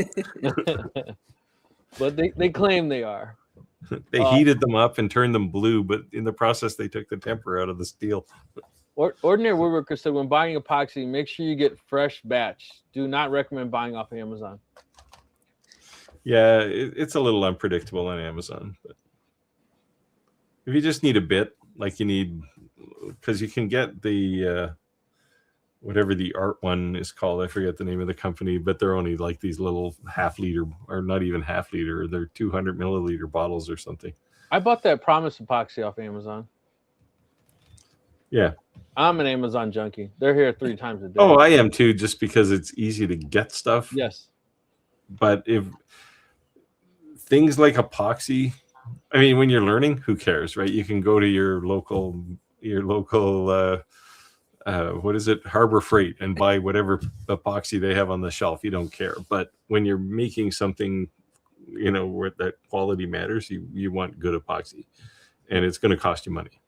And it's very personal too, depends on what you're making, because I like the epoxy that heats up a little bit, so you get that exothermic like waves and cool designs, mixing the colors.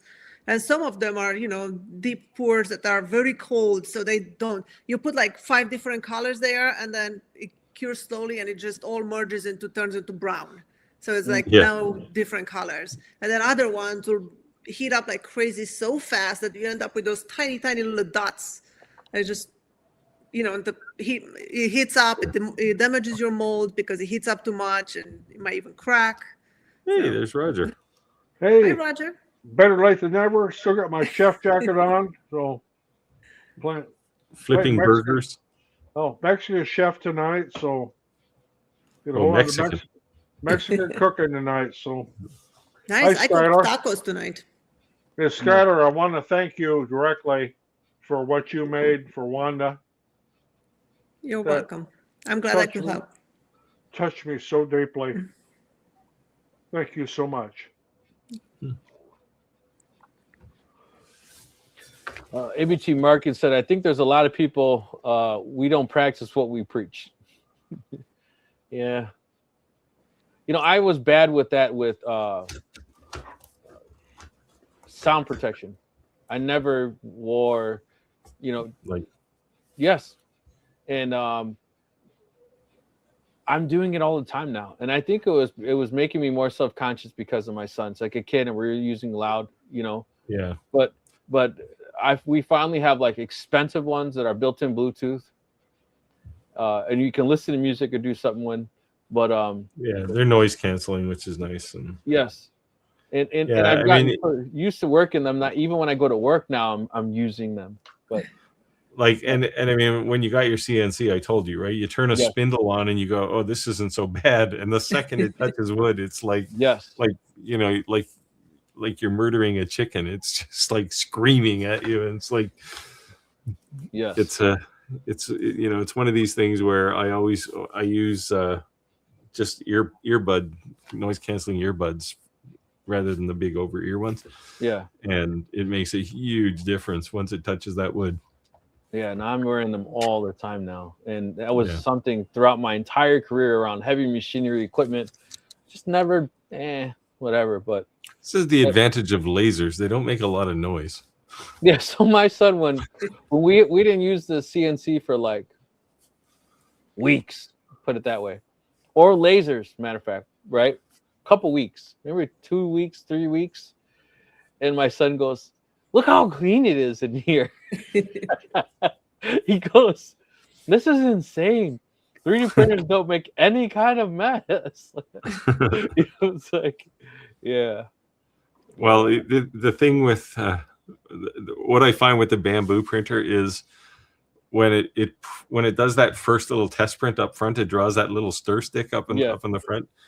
I try and pick that thing off, and it inevitably shoots somewhere. So down on the floor below my printers, there's a million of these little stir sticks things that come off the printer. What I end up with is I end up with one of them under my fingernail. Oh, I had that once. Yeah. Yeah. So I scraped it instead of using a pocket knife, and it went straight under my fingernail. And I got so scared. I was like, please don't break under there. Please don't break under there. And I pulled it straight out. But I have like a gray line under my fingernail right now because of that. Like, man, it's gonna be there forever now. It was like Sunlu matte gray. Yeah. Well, you got to start when you're picking it off. You got to start from like one end of it has a little ball on it. Yeah. Start from that end. I don't do the nail thing at all. I just pulled my pocket knife out. It went all the way to the top of my fingernail, and I was like, that will never happen again. If that thing broke in there, I'd be going to the hospital getting my fingernail taken off. Nah, it would grow out. Yeah. Chris said, when I buy, I spend as much as I can before permission is revoked. Yeah. There you go. As they say, it's easier to beg forgiveness than ask permission, right? There you go. Chris, I saw someone recently, cobalt just gone up to 300%. Yeah, it's one of those things. You know, it's tariffs and costs and rising costs. Yeah, I think too, when you're buying the bits, like, I don't really understand what I needed. They all kind of look cool, and you're watching videos, and you just like click, and then you're like check out. You're like, oh damn. Yeah. That's what I went by categories, like, general purpose, all the end mills, up, down cut, all that stuff. And I was like, okay, for V engraving, all the V bits, all the degrees and everything. Then for the 3D things, all the tapered bull nose, put those all in there. And the reality is, I mean, that's the enthusiasm to get started, but the reality is you're probably going to use about 4 bits on a regular basis. The rest of them are like, yeah, okay, I got them, but it's when you don't know what you don't know. Yeah, well, and who knows? Like, I have a keyhole bit or that every once in a while I have to make something where I gotta make it so I can hang it on the wall. I just used the keyhole thingy last week for the first time ever in my life. I have a few of them. Yeah, you can actually do it. You can actually do it with 2 separate bits, right? You can take an 1/8 inch end mill and run the line, and then take a 1/4 inch and punch the hole after. Yeah, mine I did it with just a plunge router. I just made the jig with my laser and made it. Yeah, well, not an 1/8 inch end mill. You need a flared bit, but yeah, you can do it without a bit. But it's so easy with the keyhole bit. So. Yeah, I have the keyhole bit. I haven't used it yet, but I was excited when I got it. Like, I'm gonna use this all the time. But now the thing with the keyhole bit is you need to make sure your material is held down really well, because if it moves at all, it's gonna break the bit. It's gonna mess up your material, or or the keyhole is gonna be all screwed up, right? So the first time I did it with a keyhole bit, I thought, this is how I learned to use it with the CNC, because I was just using a hand router, and I punched it down, and I started moving it to make the slot, and boom, it's like, oh damn it! When I'm going to do this on my CNC. My first jig that I made it with the laser, with the acrylic template. I put just like an oval, basically, so I can put collet onto my router, and then I just ran it on that plastic. To make the keyhole, but I did not made allowance for the dust to go in. So when I came back to retract the bit, it stopped because it was dust in there, and I couldn't get it back out from the wood. It was stuck in the piece of wood. Whoops. Cody said, Tony said, Cody and AZ does bits, Clack, and Vidmer swear by them. Yeah, those are probably Jenny bits. Yeah, I use Jenny bits too. They're good. Chris says, you buy it, put it in the shop, and when your wife sees it months later, you go, Yeah. I do that. I've done this. Yeah. I do Santa's Slave Engraving. I do exactly what you just said. And my wife's like, when did you get that? That? Oh, I had that a long time. I got that years ago. It's still got the price on it. Right? I'm horrible. I buy these hoodies all the time. They like win a free truck or whatever. There's this company called Own Boss Supply Company, and they like give away like dually pickups, trailers, and right like now. heavy equipment, and you buy a shirt, and you get an entry. My wife's like, I thought you weren't gonna enter these anymore. Oh yeah, I didn't. When did you get that hoodie? I ran it a long time. That was last year. The still on it.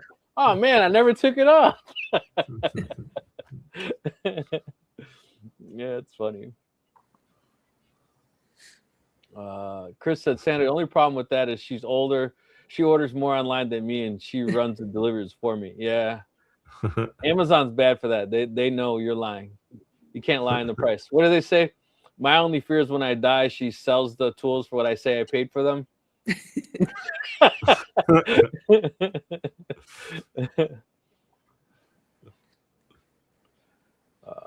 My wife, every once in a while, she'll use my Amazon account, and it's like, I spend like 6 months buying tools and bits and all kinds of things, and then all of a sudden there's like some hand cream or something in there. I said, you know what this does to the demographics of my You're messing. Now I'm going to start getting these weird ads. Steve, you got a question? Roy says, if you're marketing items for sale, 3D cut items on CNC take too long. I stick with VCar Pro. I can do 3D, but like Steve said, can't combine two models. Yeah, it's generally not a huge issue. If you are doing your designs in something like Fusion or some 3D modeling, it could be Tinkercad, you can merge your model over there and just have one STL file that you're importing. So there's ways around it, but it's a pain if you just want to quickly put a bunch of pieces together. But I've done it that way in the past. Santa's Living Great said, my wife knows the delivery guy by name, so I totally understand. Yes. Yeah, we know our delivery guy by name, my UPS guy. He gets in our local community Facebook page, he gets like street cred there, just because he's so awesome. He knows we have a couple of dogs, so every time he drops a package, there's some dog bones on top of it. It's like, Roger, you're up. Our UPS driver knows that. We have daily pickups, so all the UPS drivers know up. So going back to influencers, when I'm ready to buy my first 3D printer, would it be a Bamboo because Roger's influenced me? Well, I'm a Bamboo fan, although I am not sponsored by them or can't give me an affiliate link or anything else. But I can send you an affiliate link. Yeah, but he is a Creality affiliate. So if you want a Creality 3D printer, ask him that. No, I bought my first Bamboo in October, and I would at this point would not buy another brand of 3D printer.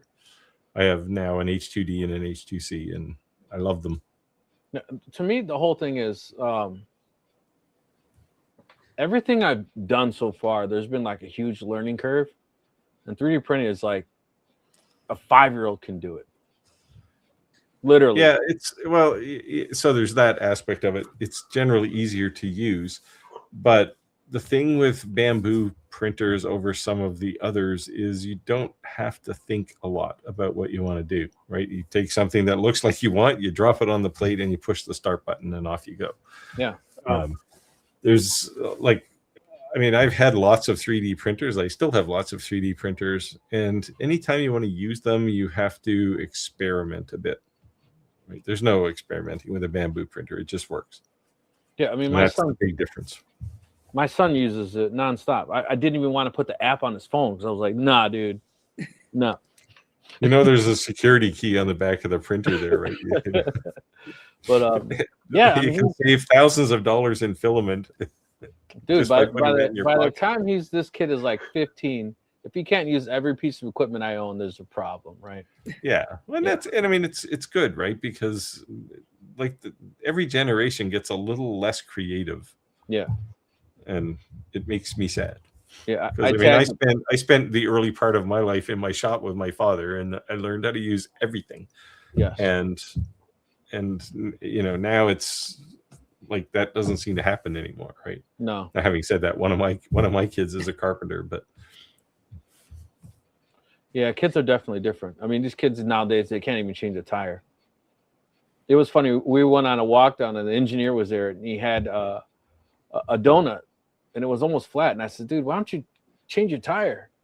And he said that he had to have another guy help him because on the way there, he got a flat. He didn't know how to change his tire.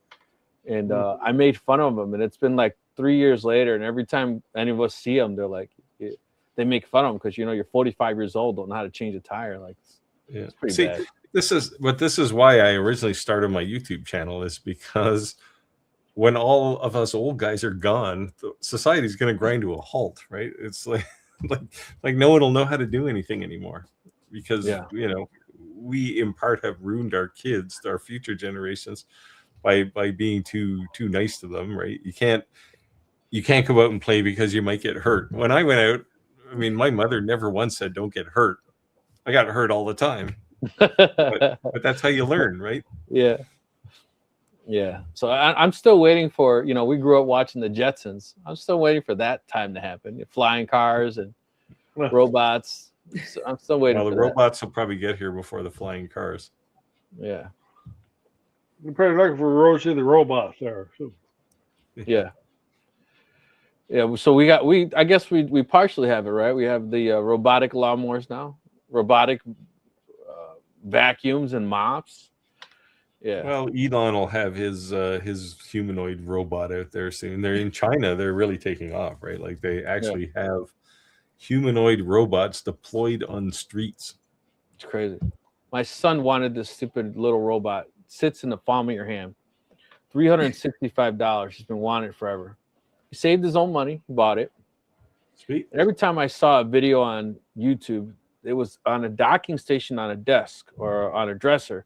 And I didn't pay too much attention. Well, the reason is because this thing is like AI self-learning your house. So guess what happened in the middle of the night? It left.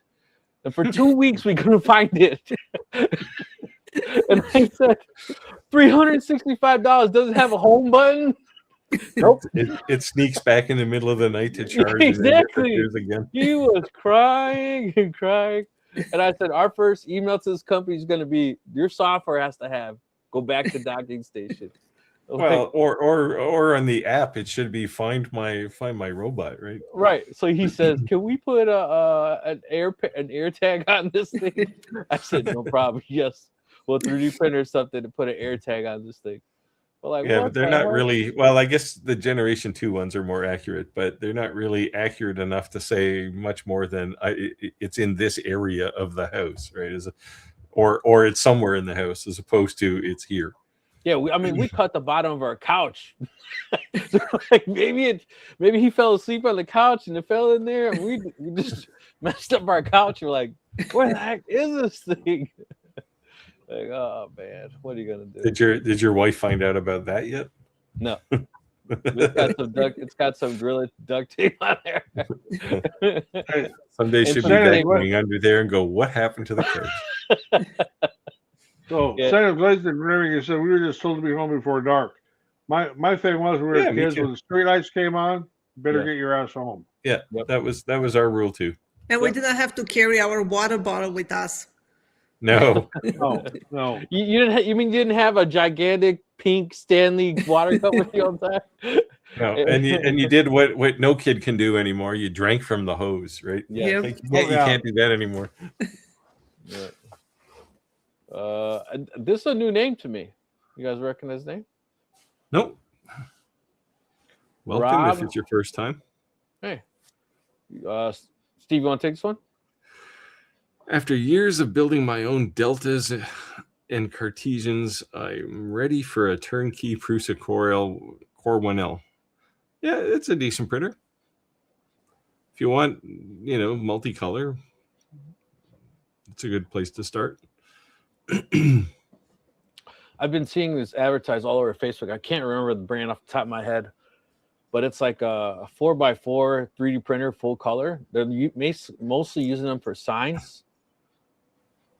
I thought that was... it's when you say full color, it's like it looks like things are painted. That kind of color. Yes. Yeah, I've seen it.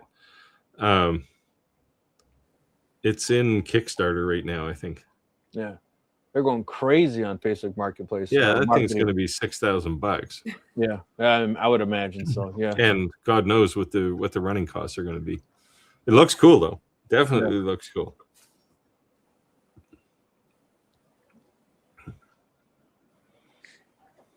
Roger seems a bit tired.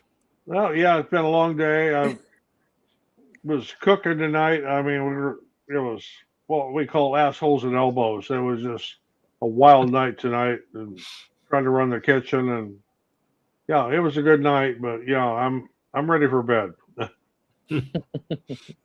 No nightcap tonight, Roger. It didn't even have anything to drink tonight. So okay. I guess the only one I'm drinking Modelo. Modelo, feel free to sponsor us at any point in time. It's a number one Modelo beer. sounds pretty good. I think if I had one of them, I would absolutely be out. I had a glass of champagne before I came on here tonight. So last week we talked about filaments, and we were saying that how it was kind of agreed that bamboo filament is hands down good, and it's because for the most part they have all the settings dialed in the machine. You put it, set it, forget it, it's good to go. And that out of convenience, you tend to use other brands just because that you can't buy what's not available, right? Not as if you wouldn't, but you can't buy something that's completely out of stock. I also mentioned how Hobby Lobby, people are posting within 10 minutes, 200 rolls are gone. Lo and behold, right after the live, I get a message from a company who's supposedly in Plainfield, Illinois. And if you buy 20 rolls of film at a time, they sell them for $9 each. I said, this I gotta see. So I think I'll get us all a set of every primary colors, and we can test it out, see how it works. So my backup from Beyond Bamboo is Sunlu. Of course, Sunlu makes bamboo's filament, but yeah, I'd say I use almost equal amounts of Sunlu and bamboo. Yeah, I was using all Crealities when bamboo was in stock, but I was getting upset when they were tangled every now and then, and that bend at the end. And Sunlu doesn't have that problem at all. Yeah. That's the bend at the end is the only issue I have with Crealities filament. It's pretty good. Yeah, otherwise the filament itself is great. And they're not all bent like that. Just it's like 50-50 maybe, or maybe 60-40, but they're definitely bent. Yeah, but you only need one to screw things up. Yes. Yeah, what just sucks is I set something to print, I go to sleep, and I expect to be done in the morning, and you get that AMS error message, and you're like, damn. Like, so you got to untangle it or whatever, like this should have been done, but now it's not because of this, so. Yeah, I won't say I've never seen one that was tangled out of the box, but I've seen a couple. Yeah. But I haven't noticed any Creality filament that's been like that. Creality, about halfway through the film, I've noticed that they almost like they were doing like a braiding or something, and it just gets tangled. It's like they underwrapped one loop, so then it starts pushing it this way. Yeah, I've noticed it a couple rolls. I've never seen that. Well, my experience with the Amazon Basics filament was, and I don't use it anymore, I would get halfway through a spool, and there'd be a cross wrap in the middle of the spool. How the hell does that happen? That's what I'm talking about. Yep. Yeah. It'll say too much tension on the AMS or whatever, and it'll stop it. And you have to pull it out and unwrap it, and then it's fine. But I've noticed that. So. Yeah. 1 minute left in the live, guys. I haven't had that problem, but yeah, I have seen some filaments cross cross wound on the again about halfway through. I don't know how they could even make that happen. Yeah, Yeah. it's just weird. So as Roger and I would call it's called assholing, right, Roger? Yeah. No, but they could be assholes. It's how do you take it No, a filament that's wrapping and put a cross in it? The only way to do it would be to do like, well, no, you can't even just turn it around or something. I've run into that, back when I was still working in the trade, we would be pulling wire off of spools and there'd be a cross strap in the middle of it. You're like, how in the hell does this happen? Yeah, so we call that an asshole. Yeah. Or a foreman. Yeah. Yeah. Yeah, we don't I'm not exactly sure where that came from, but yeah, anyone's in the trades, if you say the cable is asshole, that's exactly what they'll think. There was a wrap in it. Yep.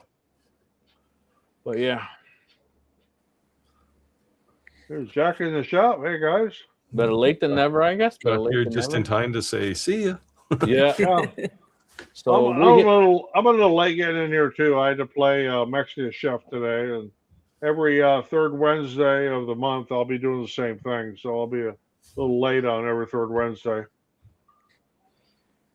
Nice. One quick question before we go here. Skylar, you want to answer this? Can you use a roundover bit on epoxy? Yes, absolutely. I use roundovers. I use chamfers. They all work well. Just take small bites at a time because you might chip it if not. Yeah, you got to go slow with the feed, and you can't dive into it too aggressively. But epoxy, you can do pretty much anything in epoxy that you can do in wood. It does make a mess and has so much statics and it sticks to everything. It makes cleaning up a mess. But yeah. But one of the things it lets you do is you can do, like, you can lay epoxy, then you can engrave out of it, and you can lay more epoxy, and then plane it down to the original surface, and you can get kind of neat effects in it. I've seen a lady, she was doing epoxy where you pour the epoxy and then she would let it cure and then she will hand paint it, but she would just paint the background and then pour another clear epoxy and then paint a bear and a tree or something, then put another layer and then you put something in the foreground like a bush of flowers or something, and it's like depth, like 3D. Yeah, you get it like a 3D type thing. Yeah, I've seen that. I was thinking about doing that with my UV printer. Just print something, put epoxy, print something else. Oh, that's cool. Yeah. Because I've done the UV printing on epoxy, and you can put the top coat and use the torch and pop the bubbles, and it doesn't affect it. Nice. Do you have to have like a Bob Evans effect and say this is a pretty little tree right here, a pretty little tree right here? All right, guys, we're at time. I appreciate everyone joining the live. Skylar, thank you for joining us tonight. Thank you so much for having me. I missed you guys. Yes, for sure. You're always welcome to join at any time. Skylar, you want to say anything on the closeout? Nothing really. Thanks everyone for taking the time to come watch the live stream, and have a good rest of the week. Yeah, and I will see everybody next week. I'll be on time next week. You'll actually be here next week. Yeah. I'll be here next week too, as far as I know. All right, guys. Thanks for joining. Right. See you next week. Good night. Carol. Bye. Bye. See y'all.